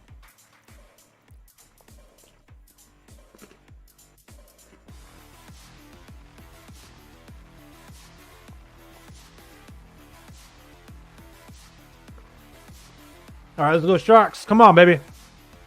Here we go. Ferrari was pinching. Centers it. Scores! Yeah, baby!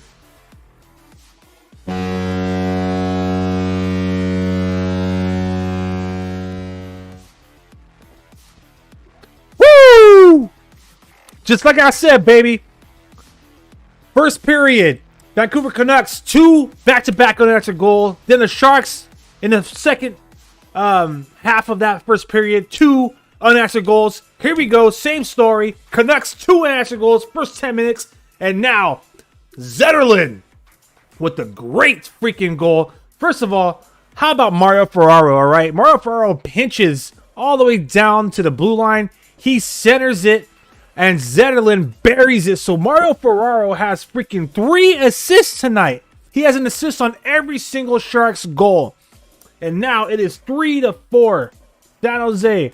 And now San Jose is buzzing. They look like they have the momentum. There's Eklund hunting pucks. Sent it into the trapezoids. Zadina Hurdle there. Yeah, let's go, baby. Let's go.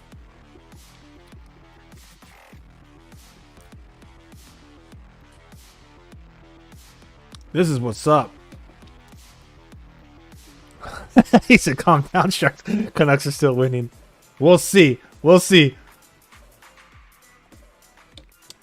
You got to ask New Jersey fans. You have to ask Detroit fans.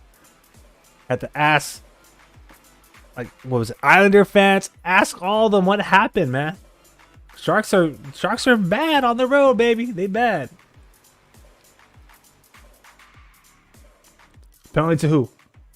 To who? Yeah! Woo! There we go. Just as I said, find a way to get under the skin and draw that penalty. Here we go. Vancouver Canucks hooking out there. Who was that? Who got called right now? Let's see. My bad. I'm getting super excited. Teddy Bluger hooking at 12:19 of the second period. Now the Sharks, their power play has been problematic. I'll admit that. I won't lie. But nonetheless, chomp chomp, baby. Type chomp chomp in the comment sections. We have someone saying, hi, I'm back. Welcome back. We came at a good time. We're a little bit, like almost 3 minutes past halfway through. So about 43 minutes into this game. Excuse me, 33 minutes to this game. And Sharks on the power play. They're trailing by 1 goal right now. The way the story has been going so far, Canucks scored 2 unanswered goals. First period, first 10 minutes. Sharks followed that up, saying, whatever you do, I could do better. And then Canucks do the same thing in the second period. And now here the Sharks trying to tie it up. Scoring 2 unanswered goals themselves. My bad. Super excited. This is what's up. This is the type of action I want to see for the holiday weekend. There we go. Hurdle. Hoffman. Zetterlund and Eklund are out there.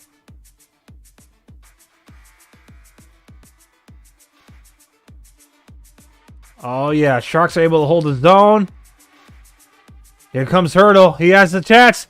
He gives it Eklund. Oh, man. Woo! Almost. Zetterlund. Almost, baby. My bad. My bad. Let's go. Hurdle with a beautiful opportunity. Oh, it hits the freaking crossbar.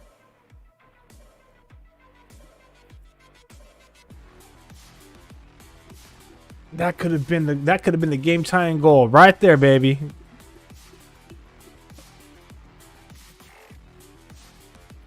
All right, Sharks are still on this power play. Opportunity to win the faceoff. It's won by freaking Hurdle. We have 70 seconds left on the man advantage. Eklund all the way across the Granlund, who blasted from the point. Granlund's been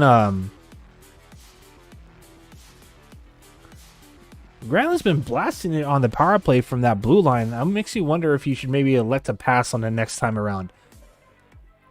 But this is a very tightly contested game. Vancouver, they've been winning the puck possession battle, that's for sure. But nonetheless, 11 shots for San Jose Sharks, 12 shots for the Canucks, and it's a 3-4 game.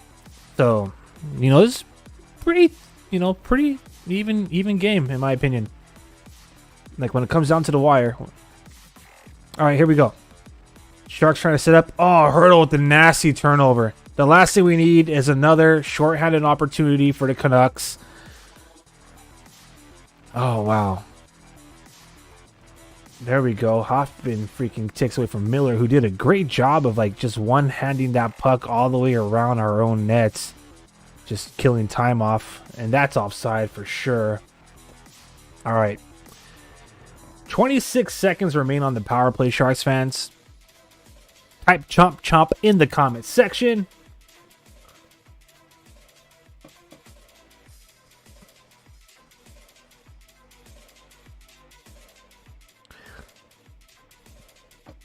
So, per Sharks PR, Mario Ferraro with his 3rd assist is a career high in assists in a single game. So, congratulations to Mario Ferraro. Obviously, his name has been dropped in the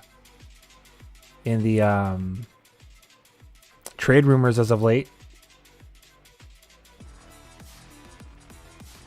Here's the Duke.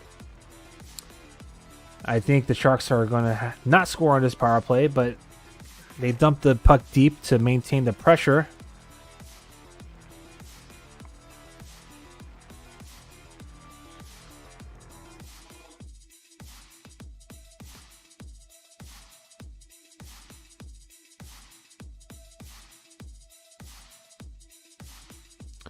Got a question. Do you think the Sharks are going to win? I sure am going for them to win, without a doubt.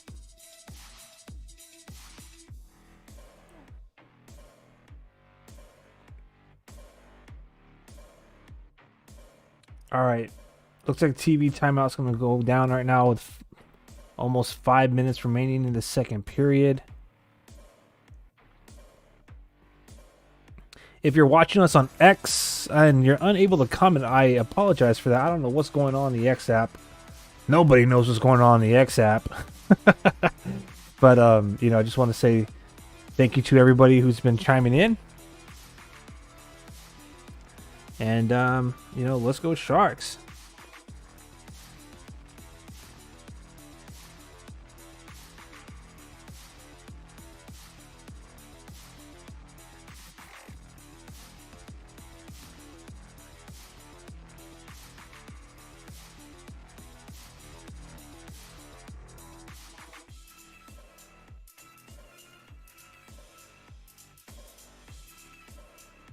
Pardon the silence as I post on social media really quick.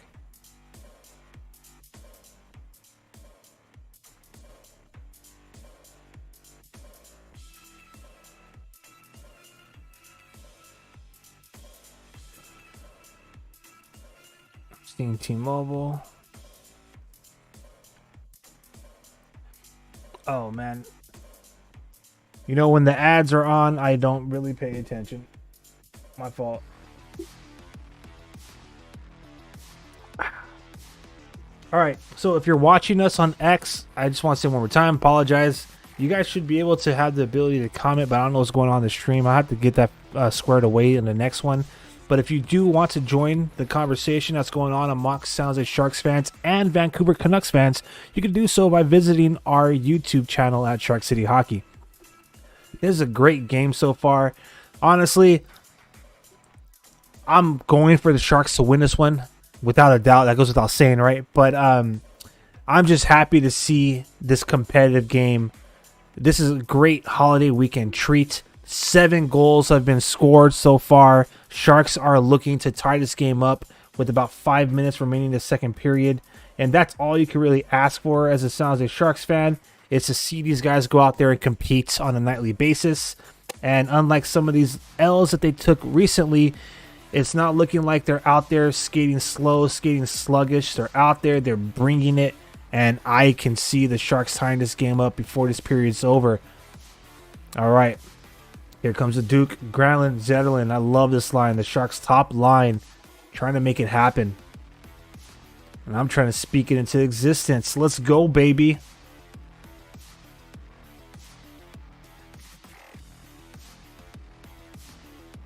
Oh, yeah. Here we go. There's the Duke. Granlund and the Duke entering the zone. The Duke shoots. Demko, nice.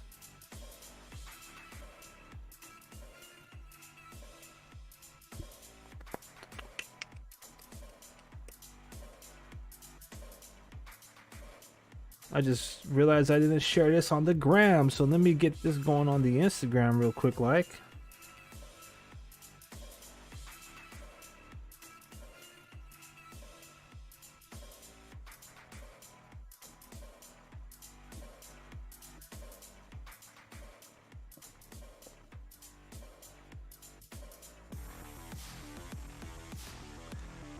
All right. Vancouver trying to set up shop again in the Shark zone.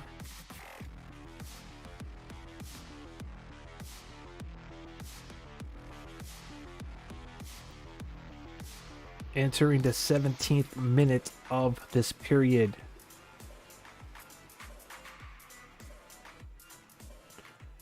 All right, here we go. The Sharks are operating. Some 200-foot hockey being played by both teams right now. You see it behind the goal line of San Jose, then you see it behind the goal line of Vancouver.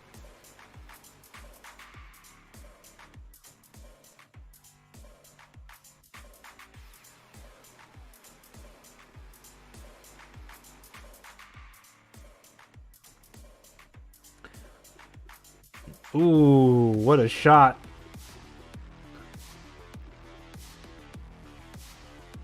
Oh, nice block by the Sharks.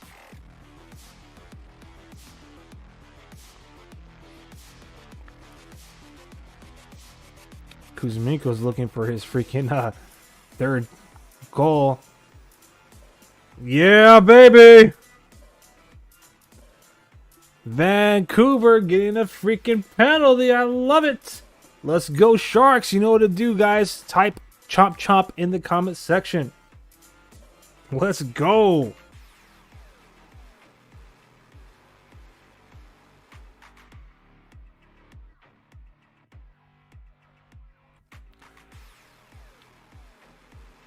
Oh, yeah. Anthony Duclair definitely was tripped up there.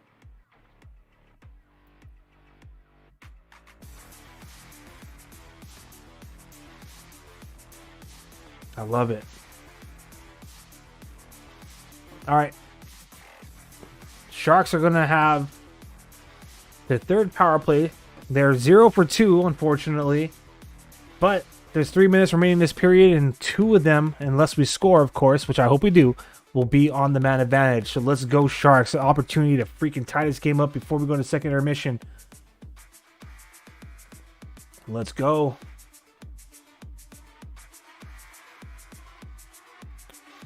All right, Eklund and Zetterlund kind of, you know, playing freaking tennis with it, passing it back and forth. Eklund to Hurdle.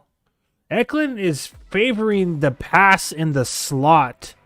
So Eklund is on the top of the faceoff circle on this power play for both of his last shifts, and he's favoring feeding it to the slot. First he fed it to Granlund, I believe it was, and then he fed it to Hurdle right there, but both times it was shut down. I would like to see him try something different.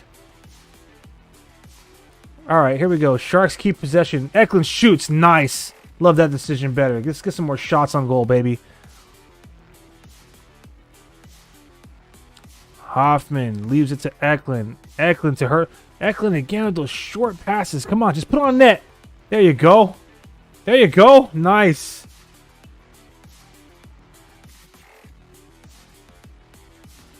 All right. 44 seconds remain on this man advantage for the Sharks. Pardon me. Happy holidays to everybody out there in Sharks territory, and happy holidays to Canucks fans out there. Thank you for joining us on tonight's live watch party here at Shark City Hockey.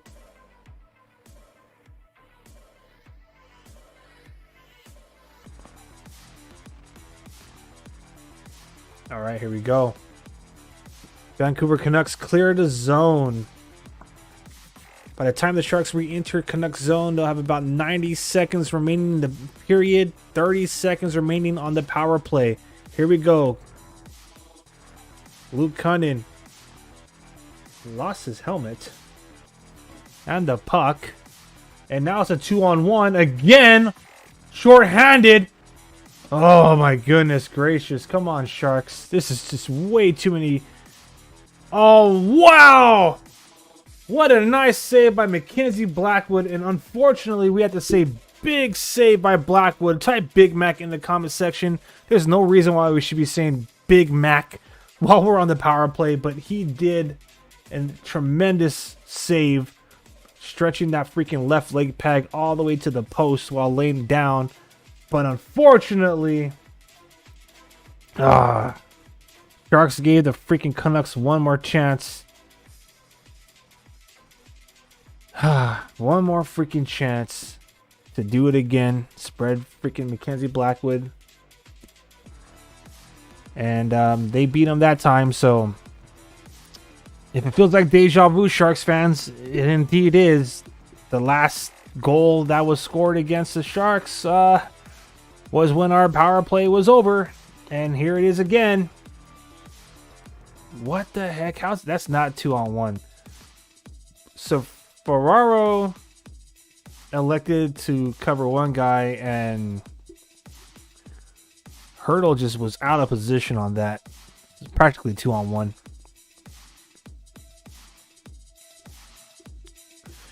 Boy, oh boy. There it is. The Vancouver Canucks get the assurance goal again. And they're going to probably, unless the Sharks get a goal right here, they're definitely going to go into the locker room with the momentum.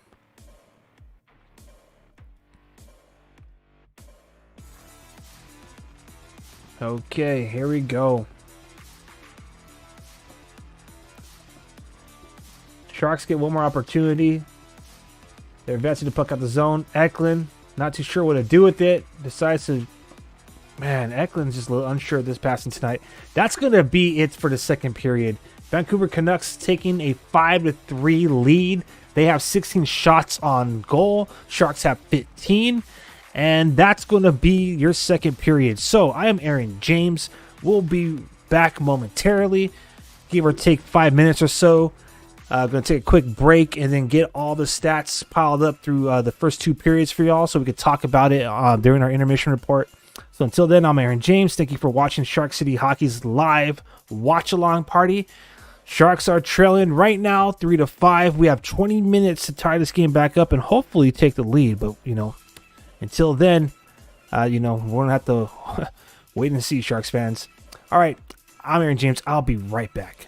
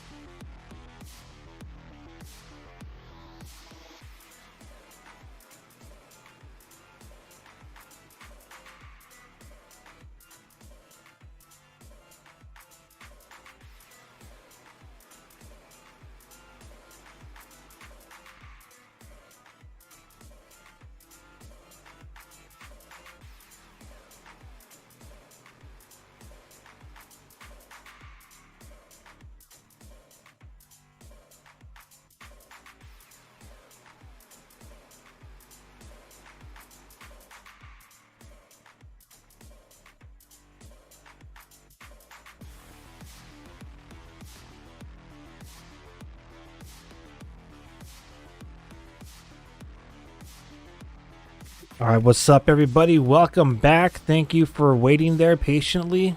Sounds like Sharks are trailing this game right now, 3-5. So let's take a quick look at our intermission stats. So I'm going to do something a little bit new and different here, and that is going to be, showing you the change. Why not? So this is what it was like at the end of the first, and give you 3 more seconds. Here we go. Here's the change. Here we are after 2 periods. Boom. As you can see, both teams pretty much put 10 more shots on goal. If I'm not mistaken, it was actually 5 apiece, so 11 more for Vancouver, 10 more for the Sharks. So the shots on goal after 2 periods is 15 for the Sharks, 16 for the Canucks. And, the face-off is starting to get a little bit more evened out for San Jose. 45.7% of the draws are going their way. Vancouver still leads the face-off wins with 54.3%. Both teams have now had the man advantage 3 times. In that first period, only 1 penalty was awarded to the Vancouver Canucks, with Mike Hoffman interfering against Quinn Hughes. This second period, has definitely been a little bit more undisciplined hockey played by both squads. San Jose Sharks got 2 of their 3 penalties called against them in this period, while Vancouver Canucks had all 3 of their penalties that were called against them in the second period. So Nikita Hodayuk got called for tripping against Andrei Kuzmenko at 1 minute and 9 seconds into the first period, and then 6 minutes and 30 seconds into the second period.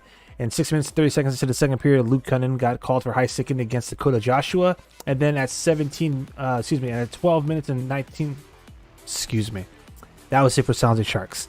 At 3 minutes and 59 seconds, Dakota Joshua was called for roughing against Ferraro. Teddy Bluger was called for hooking against John Ruda, and Philip Roenick was called for tripping against Anthony Duclair. So Vancouver Canucks 3:59, 6:30, and 17-minute mark is when they committed their 3 penalties. Only 1 power play goal was scored, and that was way back in the first period, and that was by the Canucks. So they are 33.3% of face-offs. Power play opportunities. My apologies. My bad. All right, so 6 penalty minutes apiece for each team. 10 hits for the Sharks and 9 for the Canucks. So the physicality has kind of picked up a little bit. Blocked shots has definitely been more for San Jose.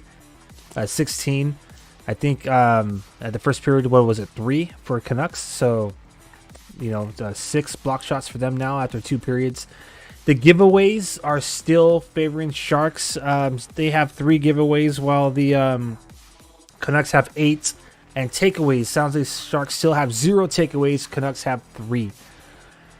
Your goal scorers in that second period for Canucks, you had at 6 minutes and 3 seconds, Nils Aman gets his 2nd of the season. Bluger got his 7th assist on that. That made it 3-2 Canucks. And then at 8 minutes and 36 seconds, so you're literally talking 2 minutes and 33 seconds later, Sam Lafferty gets his 9th of the season. That was assisted by Cole, his 5th assist of the season, and Garland, his 12th. And then the San Jose Sharks, looking like they're about to answer back and repeat what happened in that first period. Fabian Zetterlund gets his 9th goal of the season at 11 minutes and 8 seconds. That made it 4-3 Vancouver. Mario Ferraro gets his 3rd assist of the game, his first ever game in his career in which he gets 3 assists in a single game. So congratulations to Super Mario. That's his 8th on the season. Mikhail Granlund gets an assist on that goal as well. So now he has 19 assists. Which, oddly enough, they still have him listed as scoring that goal. So we all thought in that first period it was Anthony Duclair, but Mikhail Granlund is listed on NHL.com as scoring as goal. So now if that holds, Mikhail Granlund has 2 points in this game, a goal and an assist. And then, with just a little bit, like right before the freaking period ended, Dakota Dakota Joshua gets his 9th goal of the season to make it 5-3 Vancouver. That was assisted by Garland and Bluger. Garland's 13th assist of the season and Bluger's 8th assist. So both of those guys have 2 assists in this game as well. That was scored at 19:13 of the second period. So 5-3 is your score leading into the third period. Let's hope that the San Jose Sharks can find a way to, chomp their way back into this game. But, Vancouver is definitely pressing to be the number 1 team in the league. They got one more period to try to do so. So let's go over some of the final scores around the league. Some of the late games have already finished up, so we'll just recap those. The Arizona Coyotes lost to the Colorado Avalanche, a final 1-4. The Calgary Flames are in the second intermission. They are trailing the LA Kings 4-2, but they will have a 5-on-4 power play for 3 minutes and 48 seconds to open up that third period. So let's hope that they could beat LA. And of course, the Sharks have about 7 minutes remaining in their second intermission, trailing Canucks 3-5. Canucks are in a 3-way tie for number 1 in the league with the New York Rangers and the Vegas Golden Knights. All 3 of these clubs have 47 points in the standings, with the Vegas Golden Knights failing to pick up a point earlier today when they lost to the Florida Panthers in a kind of like Stanley Cup Finals rematch in Florida. They lost 4-2, so they remain at 47 points. As far as the New York Rangers, they picked up their 2 points to make 47 points in an overtime win against the Buffalo Sabres earlier today. So the Vancouver Canucks again are 1 period away from earning 2 points and taking the undisputed number 1 team in the league bragging rights. So let's hope that our San Jose Sharks can prevent them from doing so. As pointed out in the comment section by our Vancouver Canuck fan who's hanging out with the Sharks' 5th line, 8 goals so far total by both squads. So nonetheless, if you are a hockey fan, this is some sweet action to be witnessing here. This last game, and this last game scheduled here for the league leading up to the holidays. So if you're a Sharks fan, you definitely want to see this game end with the Sharks dub, or at the very least picking up a point, trying to force overtime. But nonetheless, the San Jose Sharks will have some more action before the calendar year has completed. They will be playing the LA Kings this Wednesday, so a couple of days after Christmas, Wednesday at 7 o'clock in LA, which means that we'll get together for Wednesday night hockey here at Shark City Hockey, another watch party. And then the San Jose Sharks will be hosting the Edmonton Oilers the very next day at home, Thursday, December 28th at 7:30. And the final watch party, not of the season, but of the calendar year of 2023, will take place on Sunday, December 31st at 5 o'clock Shark City Hockey time, as the Sharks will be on the road to take on the Colorado Avalanche.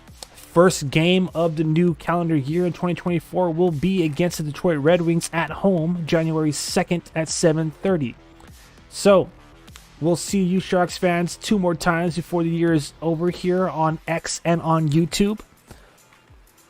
Are the Canucks, we have a question, are the Canucks playing the Sharks, or is this the last game? From my understanding, and I'm just going to double check one last time for you, this is indeed the last game. This is the 4th game that we've played the Canucks this season, and I believe that is going to be all she wrote for the 2023-2024 season. And yes, that's correct. So should Vancouver hold on to this lead, you guys will take the season series 3-1. But if the Sharks are able to chomp their way back and get the dub, which we've been seeing a lot of this last couple of weeks when they're on the road, then we will be able to tie up the season series 2-2. So we have quite the finish in store for us here. This third period is going to be one to be on the edge of your seats for if you're a Sharks fan, and definitely one to be on the edge of your seat for if you're a Canucks fan. waiting to see if your team could enter the holidays as the #1 squad in the league.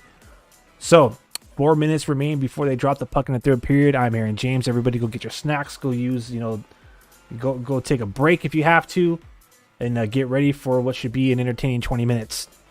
I am, again, Aaron James, and we'll be right back here on the Shark City Hockey's live watch party and live real-time reaction to the Sharks versus the Canucks. We'll be right back, everybody.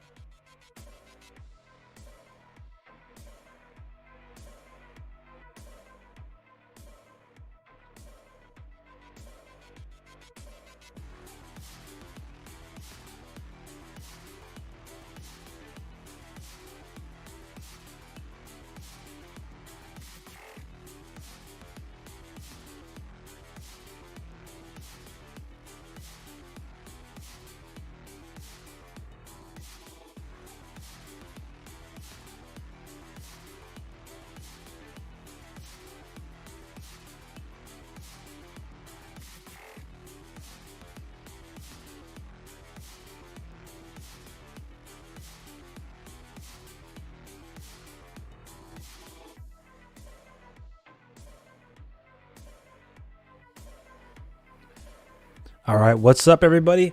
So I'm going to shamelessly plug one of our exclusives, I guess, is, for a lack of better words, here at Shark City Hockey. And if you haven't seen it already, I highly encourage you to go on YouTube after this watch party, of course. If you subscribe to our channel, if you're following us already, then go check that out, because that's where you'll find it. But search 12 Days of Sharkmas. All right, the 12 Days of Sharksmas is where you will find a a Shark City Hockey holiday special. All right, so it's a parody, but it's also a Sharks fans kind of rendition of holiday classic, in which we debuted about a week ago or so. But the 12 Days of Sharksmas is now live on YouTube. So check that out. I hope you guys enjoy it. If you're Sharks fans, I'm sure, at the very least, you'll be entertained. The whole goal is to just make you, laugh or smile this holiday season. But again, the 12 Days of Sharksmas. Check it out. All right, so here we go. San Jose Sharks, Vancouver Canucks are lining up at the center ice. We're ready for opening faceoff. Let's do this.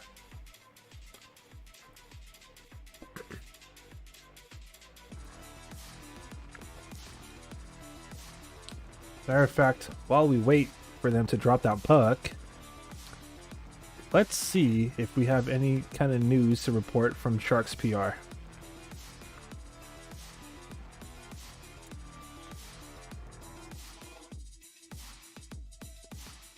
Yep, and it's official. So it is a scoring change. Duclair is going to get snubbed from that goal, but it is what it is. Granlund gets his 4th of the season. Granlund has been freaking fantastic, right? I mean, he's on pace to have 80-plus point season. This guy is outstanding. And I cannot stand how I won't say their name, but you all know. I cannot stand how the last people covering the game were talking about Granlund's great performance as being like, oh, if you want to be traded at the trade deadline and he's like, oh, he wants to win now. And if you want to get traded, what better way than to perform this way, etc. What's with the lack of respect on the Sharks' name? Like, what makes you think that Granlund, Duclair, and all these players don't want to stay in San Jose, or that Mike Greer just acquired them to like trade them for potential draft picks? I mean, not that this is like anything to like, not that I want to talk about the Knights or whatever, but their second round draft pick just retired the other day, right? So it's like you just never just because you get high draft picks or you get an abundance of prospects, it doesn't mean that A, they'll become full-time NHLers, or B, that they'll turn out to be these hockey stars, right? So I think I mentioned it like a couple of streams ago, like I think out of like the 40 something plus draft picks that San Jose Sharks have had in the last 5 years, only 7 of them have played on the main roster, and I think like almost like half of them been traded away. So all that to say is, I'm obviously not Team Tank, I'm Team Till, and that is win now and get the winning culture, and let's just fix this right now with the guys that we have in the system and on the main roster.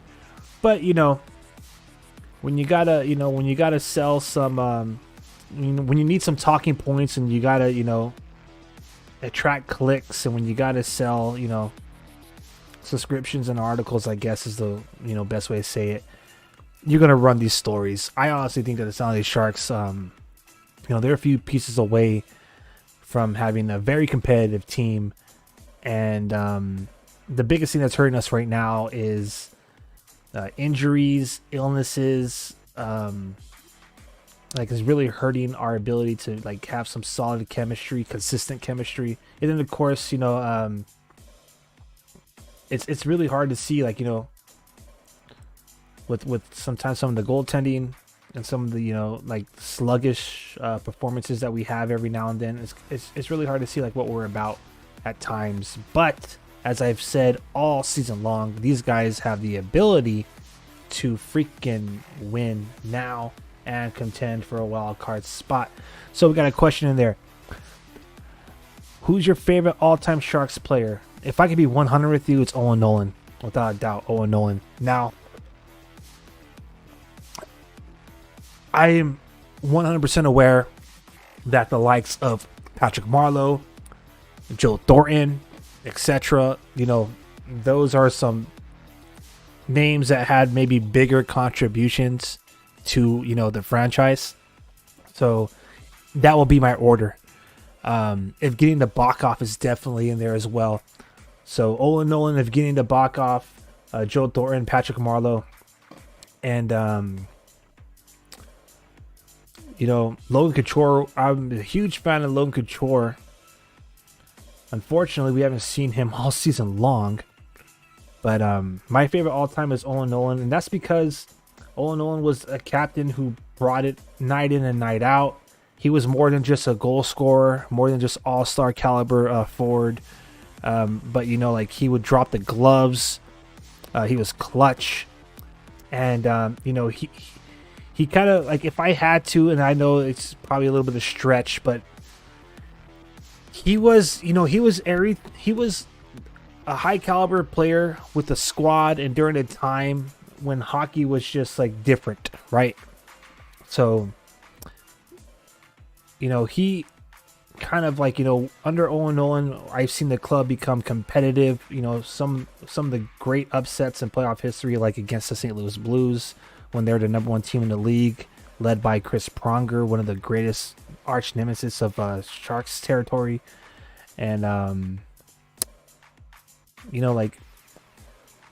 it was great to see him transition. Now, if getting the Bokhoff is in that conversation, because we haven't had, in my opinion, a franchise goalie since. He's been our only franchise goalie. And, honestly, again, he was just outstanding and inspiring. He inspired me to be a goaltender. And then, Joe Thornton, it goes without saying, right? Him and Patrick Marleau, they're just not Sharks legends, but they're NHL legends. And I remember before the trade actually happened, because I love EA Sports NHL, So I like to game it up. My first game actually was my first NHL game was gifted to me for my birthday by my mom, and it was NHL 2001 with Owen Nolan on the cover. But the whole point of that being saying that is that I used to trade for Joe Thornton back in the day. So when the trade actually became reality, I was like blown away. You can imagine I was ecstatic. And Patrick Marleau, I remember when he became the captain, the first year he became captain. I mean, man, we had such a great playoff run, and he led us to our first ever Western Conference championship appearance. Fortunately, Jerome McGinley and Mika Kiprusoff bested us in that series. But yeah, I think all time it would have to be Owen Nolan. That's because I'm an old time Sharks fan. But in that order, Owen Nolan, Evgeny Nabokov, Patrick Marleau, and Joe Thornton. And then Logan Couture. Yeah, so thanks for asking.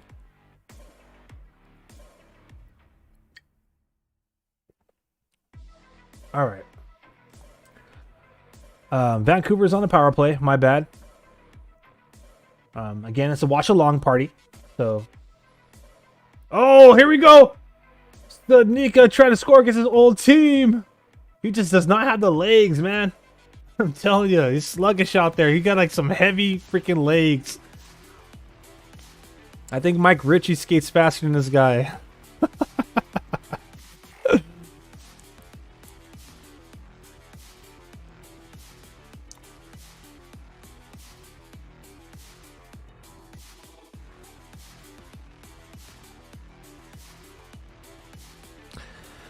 All right, so more than 5 minutes has already passed in this third period.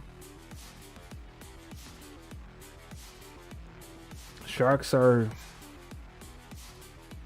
trying to find it, trying to find that that opportunity. So, really quick, my bad. Jack Studnicka was called for tripping against Sam Lafferty at 2 minutes and 30 seconds into that first period. So pardon me for being a little delayed on that. Obviously, the Sharks killed that penalty. The score remains 3-5. We are in the 6th minute of this period. Face-off appears to be deep in Shark zone as Mackenzie Blackwood froze the puck. Vancouver wins the face-off, and here they go again, trying to set it up. They're just fast out there. They really are. Here we go. Opportunity for the Sharks now. Great passing from Sharks. Zadina and Eklund. Nice tic-tac-toe passing. Ooh! Zadina with the chance.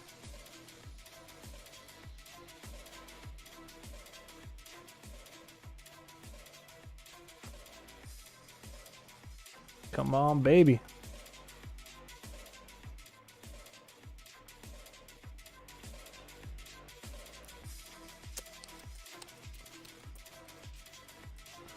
All right, Sharks have the opportunity deep in their zone. That might be a hand pass.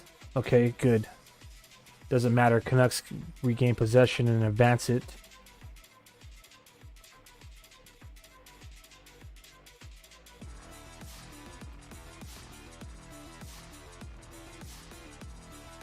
All right, come on. Man, Vancouver with that passing is so freaking good. But what a freaking save by Mackenzie Blackwood, baby. That deserves Big Mac in the chat. What a freaking save, man.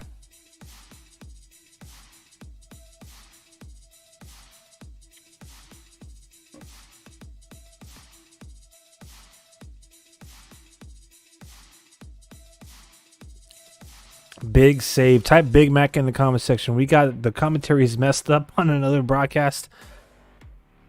Why, are they talking smack, or is it just all like choppy? You need a better goalie. I was lucky. No, man. Hey, Blackwood has been giving us some of the best goaltending I've seen in a long time. All right, we've had a lot of goaltender. Like, it's been like goaltender roulette over here. And Blackwood, for a minute there, has been providing the only stability, and he was doing it when there wasn't much support. So I'll give him a pass, man. If he's not getting the support he needs, I mean, eventually that's going to catch up to you. You're going to get burned out by that, right? But I mean, he was making like 40, 30, 35, 40 plus saves on a nightly basis, man. Eventually that's going to catch up to you, that workload, right?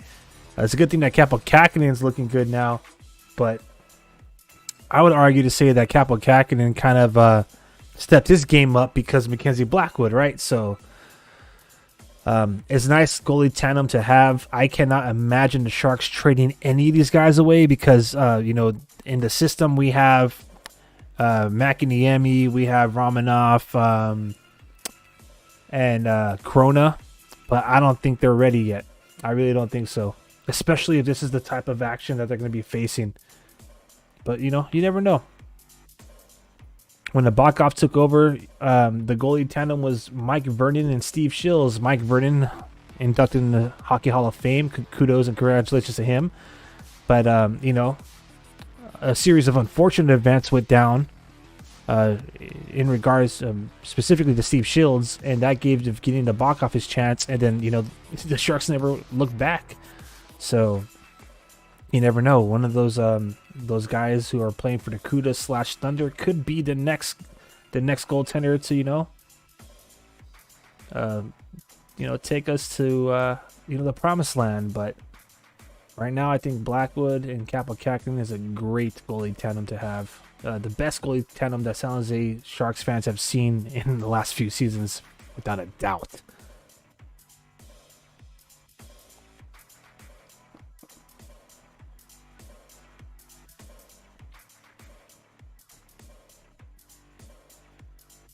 All right, so as you can see, this freaking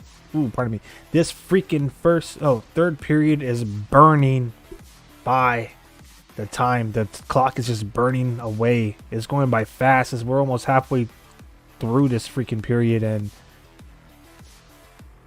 the shots on goal have not changed for the San Jose Sharks.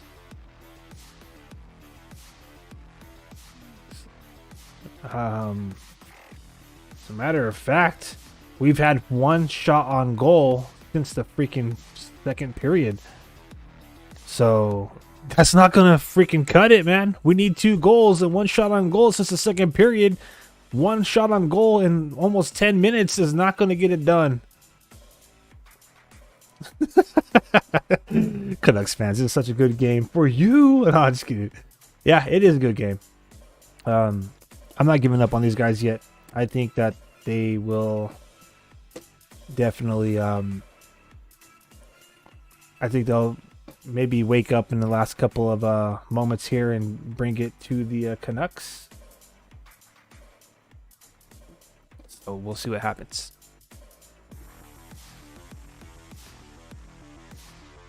All right, I'm going to plug the social channels here. So if you're not following us already, please do so on Instagram at Shark City Hockey. You'll find more relatable Sharks fan content there, I promise you.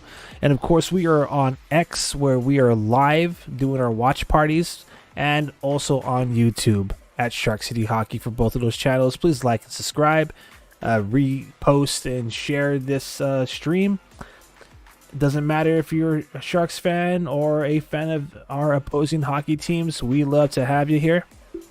And, we enjoy talking hockey to everybody throughout the fan base, especially when, it leads to some chirps and some colorful commentary from everybody in, the fan base. But let's go. Let's go. Per Sharks Stats on X, that's Darren Steffens at Sharks Stats. The last Sharks defender to have 3 assists on the road was Mark-Edward Vlasic in 2011. November 20th, 2011 at Colorado. Besides, of course, Brent Burns and Erik Karlsson. So, Mario Ferraro is doing some big things. Again, per at Shark Stats on X. This is Mario Ferraro's 286th regular season game, and it's his first career 3-assist game. He is the first defenseman in San Jose history to have a 3-assist game at Vancouver including the postseason. So congratulations to Mario Ferraro.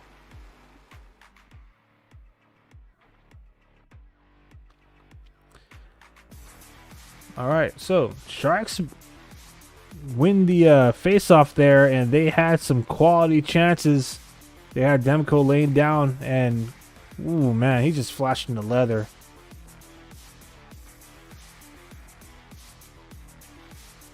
All right, here we go. Final 10 minutes. Sharks looking to do some work.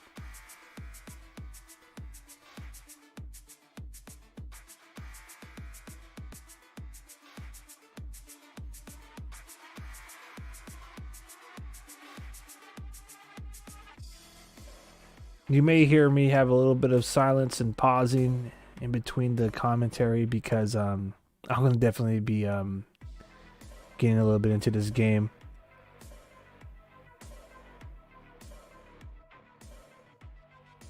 All right, let's go, fans. Let's go. Let's go, Sharks.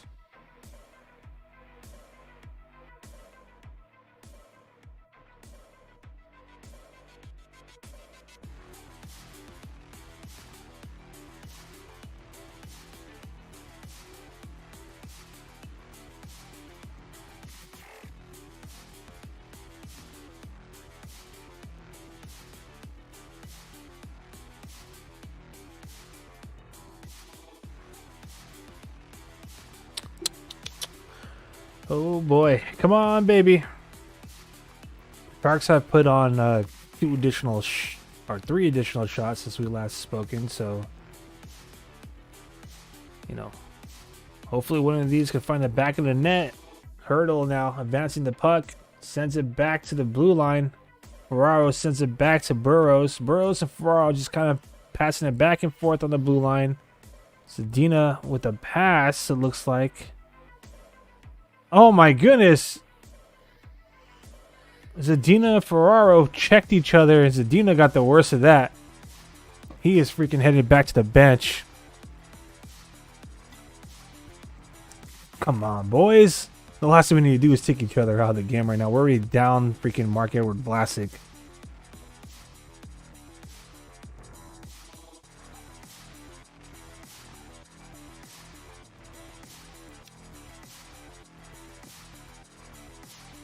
Ooh-wee. Canucks are getting comfortable now in the Sharks zone.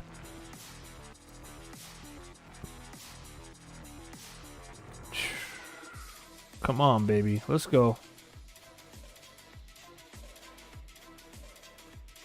Wow. I'm reacting to the pass that went all the way across the crease. Almost freaking danger. Man, the Sharks are literally just watching the Canucks move the puck right now. This is Bootsy. Let's go. Let's go. Yeah, Ferraro and Burrows are defenders out there. They're like on 2 minutes on the ice right now consecutively.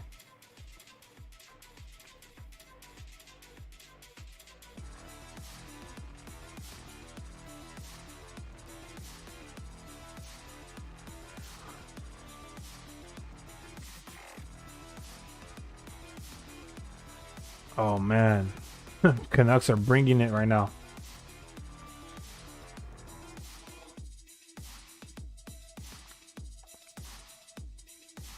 Blackwood's doing the best he can, making so many saves in the last couple of freaking minutes. Did I hear Vlasic's name? Here comes Duclair on the breakaway. Duclair! Ah! Dang! Duclair ran out of space. He tried to do... It looked like he was going to do a wraparound. Unfortunately, the last game he had the opportunity, but he didn't, he was a couple of feet shy from actually, tucking it in. This time he elects to pass it off to Henry Thrun, and Henry Thrun just kind of shoots it right into Demko. So there it is.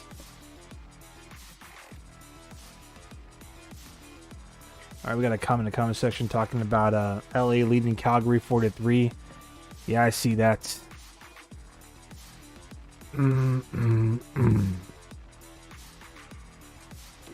It's hilarious because I'm sure for Vancouver fans to see the Flames losing, that's a plus. But of course, for Sharks fans, to see the Kings winning, oh man. Okay, so I'm not seeing it, but NHL.com, because the home broadcast is on a commercial break right now. But NHL.com is reporting that the Sharks pulled the goaltender, which is kind of nutty, because if that's the case, then that means we're going to have an empty net for 6 minutes and 50 seconds.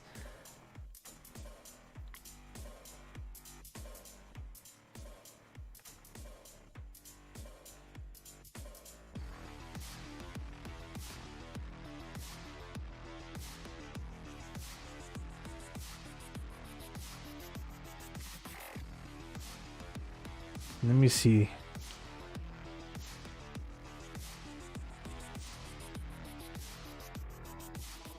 That's a lot of time to have an empty net.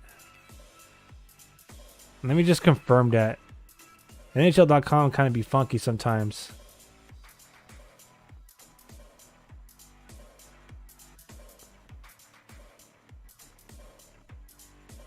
Come on, give me the wide angle. Let's see.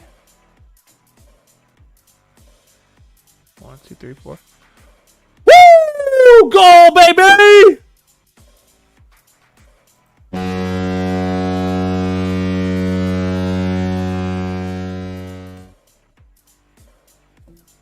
That was quick! Right out the face-off draw. Jacob McDonald, the defenseman, the defender, playing as a forward again. Finding the back of the net. I'm loving it. Now let me count really quick. 1, 2, 3, 4. Let me count.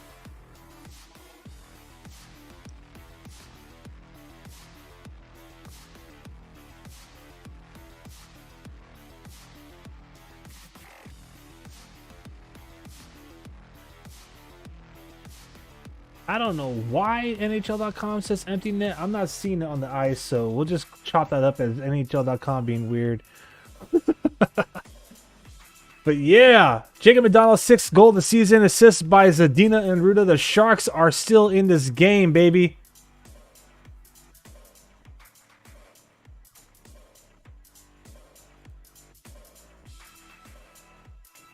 Nine goals in this game. All right, here comes Zadina now. Backhand opportunity. Ooh, Eklund missed that.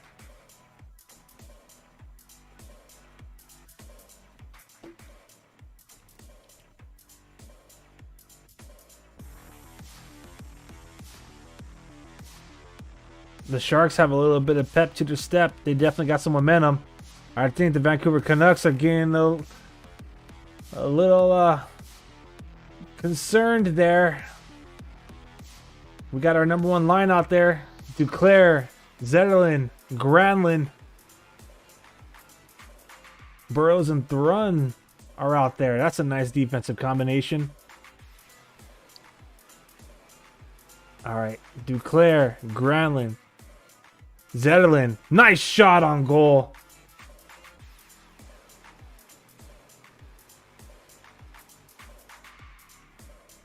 That's what I'm talking about, baby. Right out the face-off. All right, so we finally have a goal in this third period. It's been pretty quiet on the score sheet, at least. San Jose Sharks get within 13 minutes and 16 seconds to the third period. Jacob McDonald finds the back of the net for his 6th goal of the season. Philip Zadina with the primary assist gets his 6th assist of the season. Jean Ruda, secondary assist. We have a question. Do you like the NBA? 100 with you. I watch NBA like I watch FIFA, like I watch MLB. I'll watch playoffs and championships. Obviously, Warriors are rather popular here in the Bay Area, and I will watch those games like I'll watch the Giants games occasionally. But for me, my sports are hockey and football. You know what I mean? I actually do like some other sports out there, but like I would say my top sports are hockey and football. So thank you for asking. and the Raptors. Interesting. That's interesting. So Toronto team and Vancouver team. Toronto all the way. Like for you guys, that's like West Coast, East Coast. That's very, very unique. Yeah, all my teams are Bay. So I'm a 49ers fan, which a lot of Shark City hockey fans are aware of, and I'm a San Jose Sharks fan. So that goes without saying. But I've been to San Jose Earthquake games for Major League Soccer way back when they played in Spartan Stadium and they had London Donovan. So that was a pretty unique experience. Here's a throwback for you. Arena Football League. I watched San Jose SaberCats for all you Bay Area fans out there.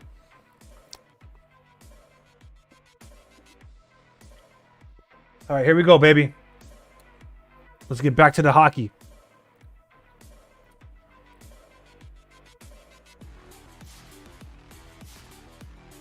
Sharks keeping that first line out there. Granlund and Zetterlund and Duclair, it looks like. Thrun and Ferraro are now out there as a defensive pair.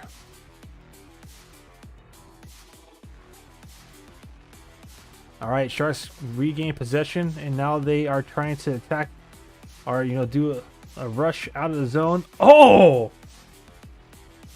Granlund with a nice hit by the blue line.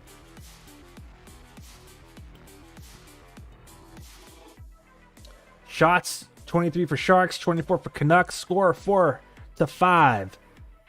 So Canucks have that one shot edge and the one goal lead. So, all right, here come Canucks now trying to answer back. Nice save by Mackenzie Blackwood.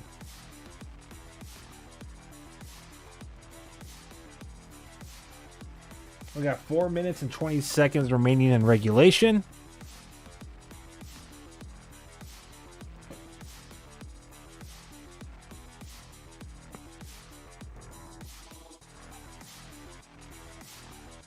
Quick question for you Canuck fans out there. What do you think of the Canucks matte helmets?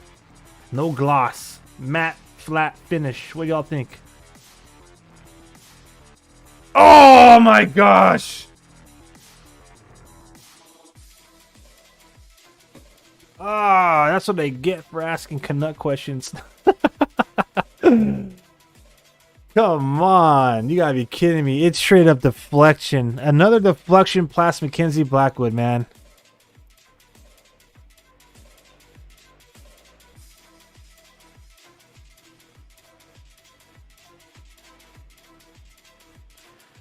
Canucks win the face-off. They throw that puck to the net. And it is just tipped by Suter. And I know Sharks fans know that name, but this is P.S. Suter, his 6th of the season.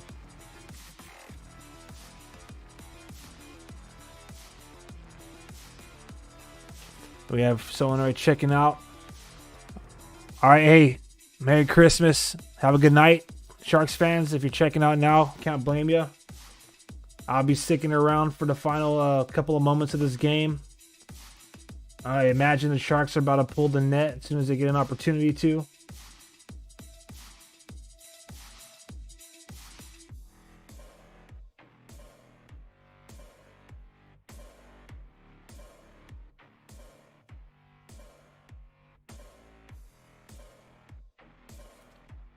Here we go.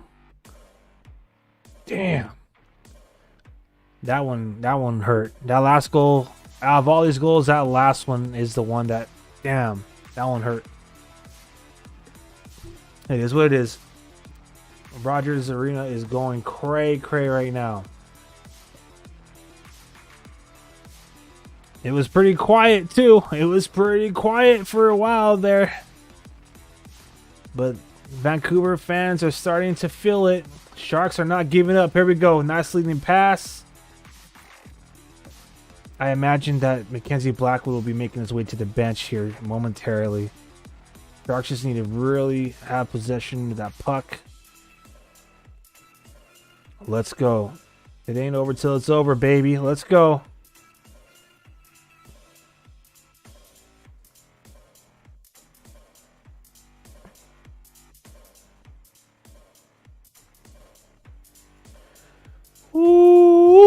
Here we go. 140 seconds remaining here. And I imagine this is going to be where the Sharks pull the goalie. All right, things are getting chippy. Declares, showing a little bit of, I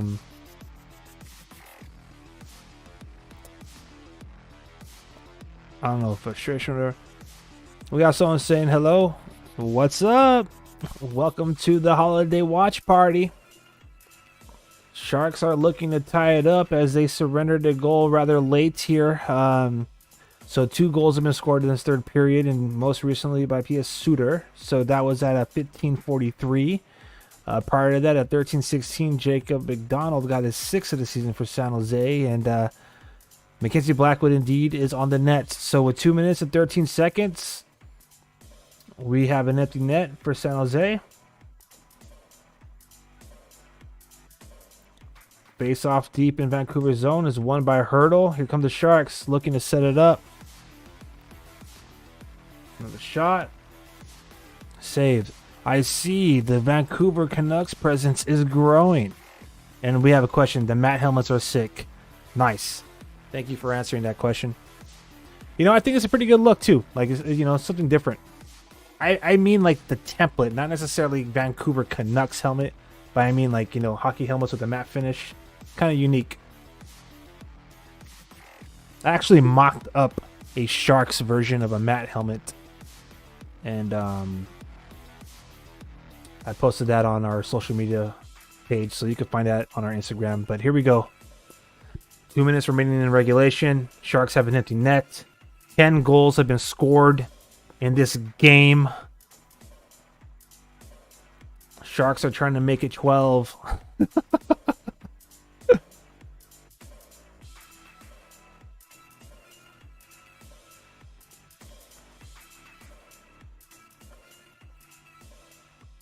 Have some more Let's Go Canucks chants in the comment section. I see we have some Canucks fans arriving to the watch party, so welcome.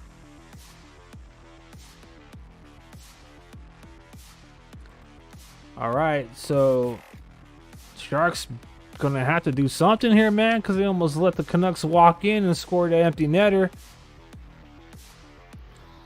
90 seconds remaining in regulation.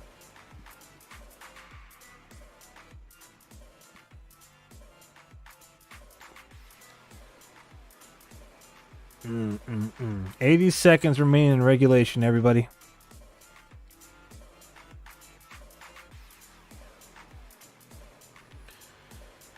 Here we go. Sharks are just looking to freaking get into the zone. They get shut down. Looks like it's going to be icing. That's helpful. That is helpful. All right, so as we approach the final minute of this regulation period, just want to remind everybody to, follow us across the board on social media at Shark City Hockey. You can find us on Instagram and on X. And, of course, if you're joining us on YouTube, please like this stream and don't forget to subscribe. My name is Aaron James. I'm the host of these Shark City Hockey real-time reaction and watch parties. You are from Nigeria and you love the Canucks. Hey, welcome to the stream. We've had fans from Europe, from Africa, from Canada, obviously, East Coast, West Coast, and Midwest here in the United States. San Jose Sharks, by the way, called a timeout. There is 1 minute, so let me just add a second to this game clock. 1 minute remaining in regulation. Sharks call the timeout. It's empty net. But yeah, one more time, just follow us across the board on social media. So I don't have that much money. What is this? Hi, I'm going to chat from Nigeria. All right, here we go. 56 seconds, 55 seconds. Let's go Eklund with the puck. Come on, baby. Let's go. Come on. Nothing's impossible. Let's go. Let's get some pucks on the net. Come on, Eklund. Those passes have been off point this period. This game, Eklund's passing has just been sus. I'm just going to call it as it is. Here we go. Ah, my goodness. Sharks pass goes all the way back behind their own net. That might be it.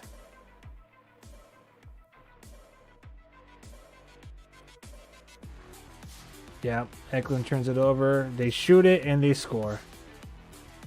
And that is it, Sharks fans. That is it. That's going to be the game.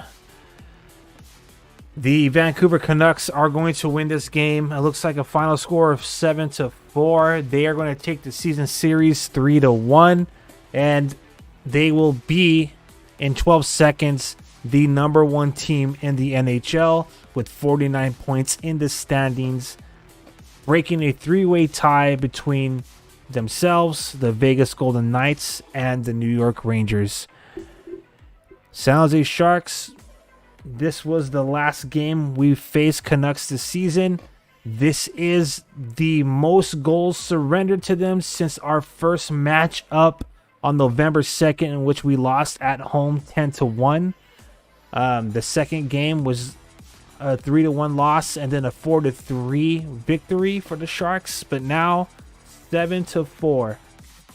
So for Vancouver. So happy holidays. Congratulations, Canucks fans. You guys now have the number one team in the NHL going into the holiday season. We'll see how long that lasts.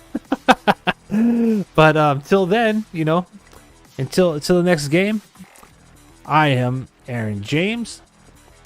And, you know, we'll be getting together again for another Sharks watch party a couple of times before the calendar year is over.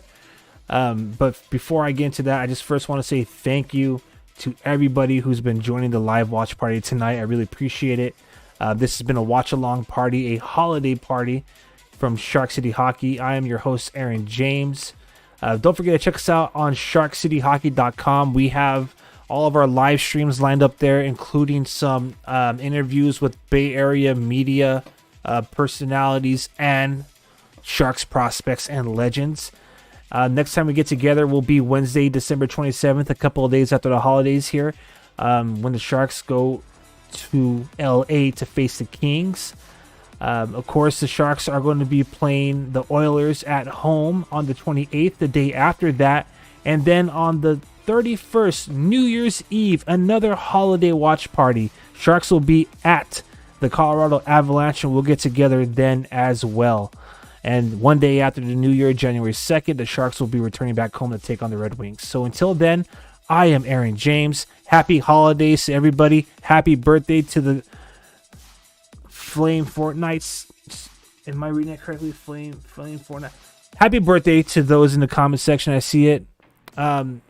Happy holidays to everybody out there. And you know what?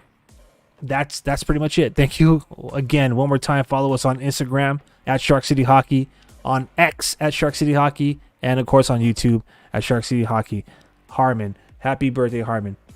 And LA beat Calgary, so just a little bit more bitterness here in Sharks territory, but it is what it is. All right, everybody. Thank you again for all the comments. Thank you for reacting live to the game alongside with me here. I really appreciate it. It's not a sad night for the Sharks. I think it was really competitive. The scoreboard definitely doesn't tell the whole story. It was really back and forth, but the Canucks best us. And for a team that's supposed to be the worst in the league, we really brought it to this team who's supposed to be number one. All right, that's all I'm going to say. So, signing off for the rest of the night. Happy holidays. Enjoy your holiday weekend. Merry Christmas to everybody, and please be safe. Okay? Until we get together next time, I'm Aaron James, and everybody have a great rest of the night. Don't forget to check out the 12 Days of Sharks Miss that's on YouTube. I'm sure you'll enjoy it. All right, everybody out there, have a great rest of your night.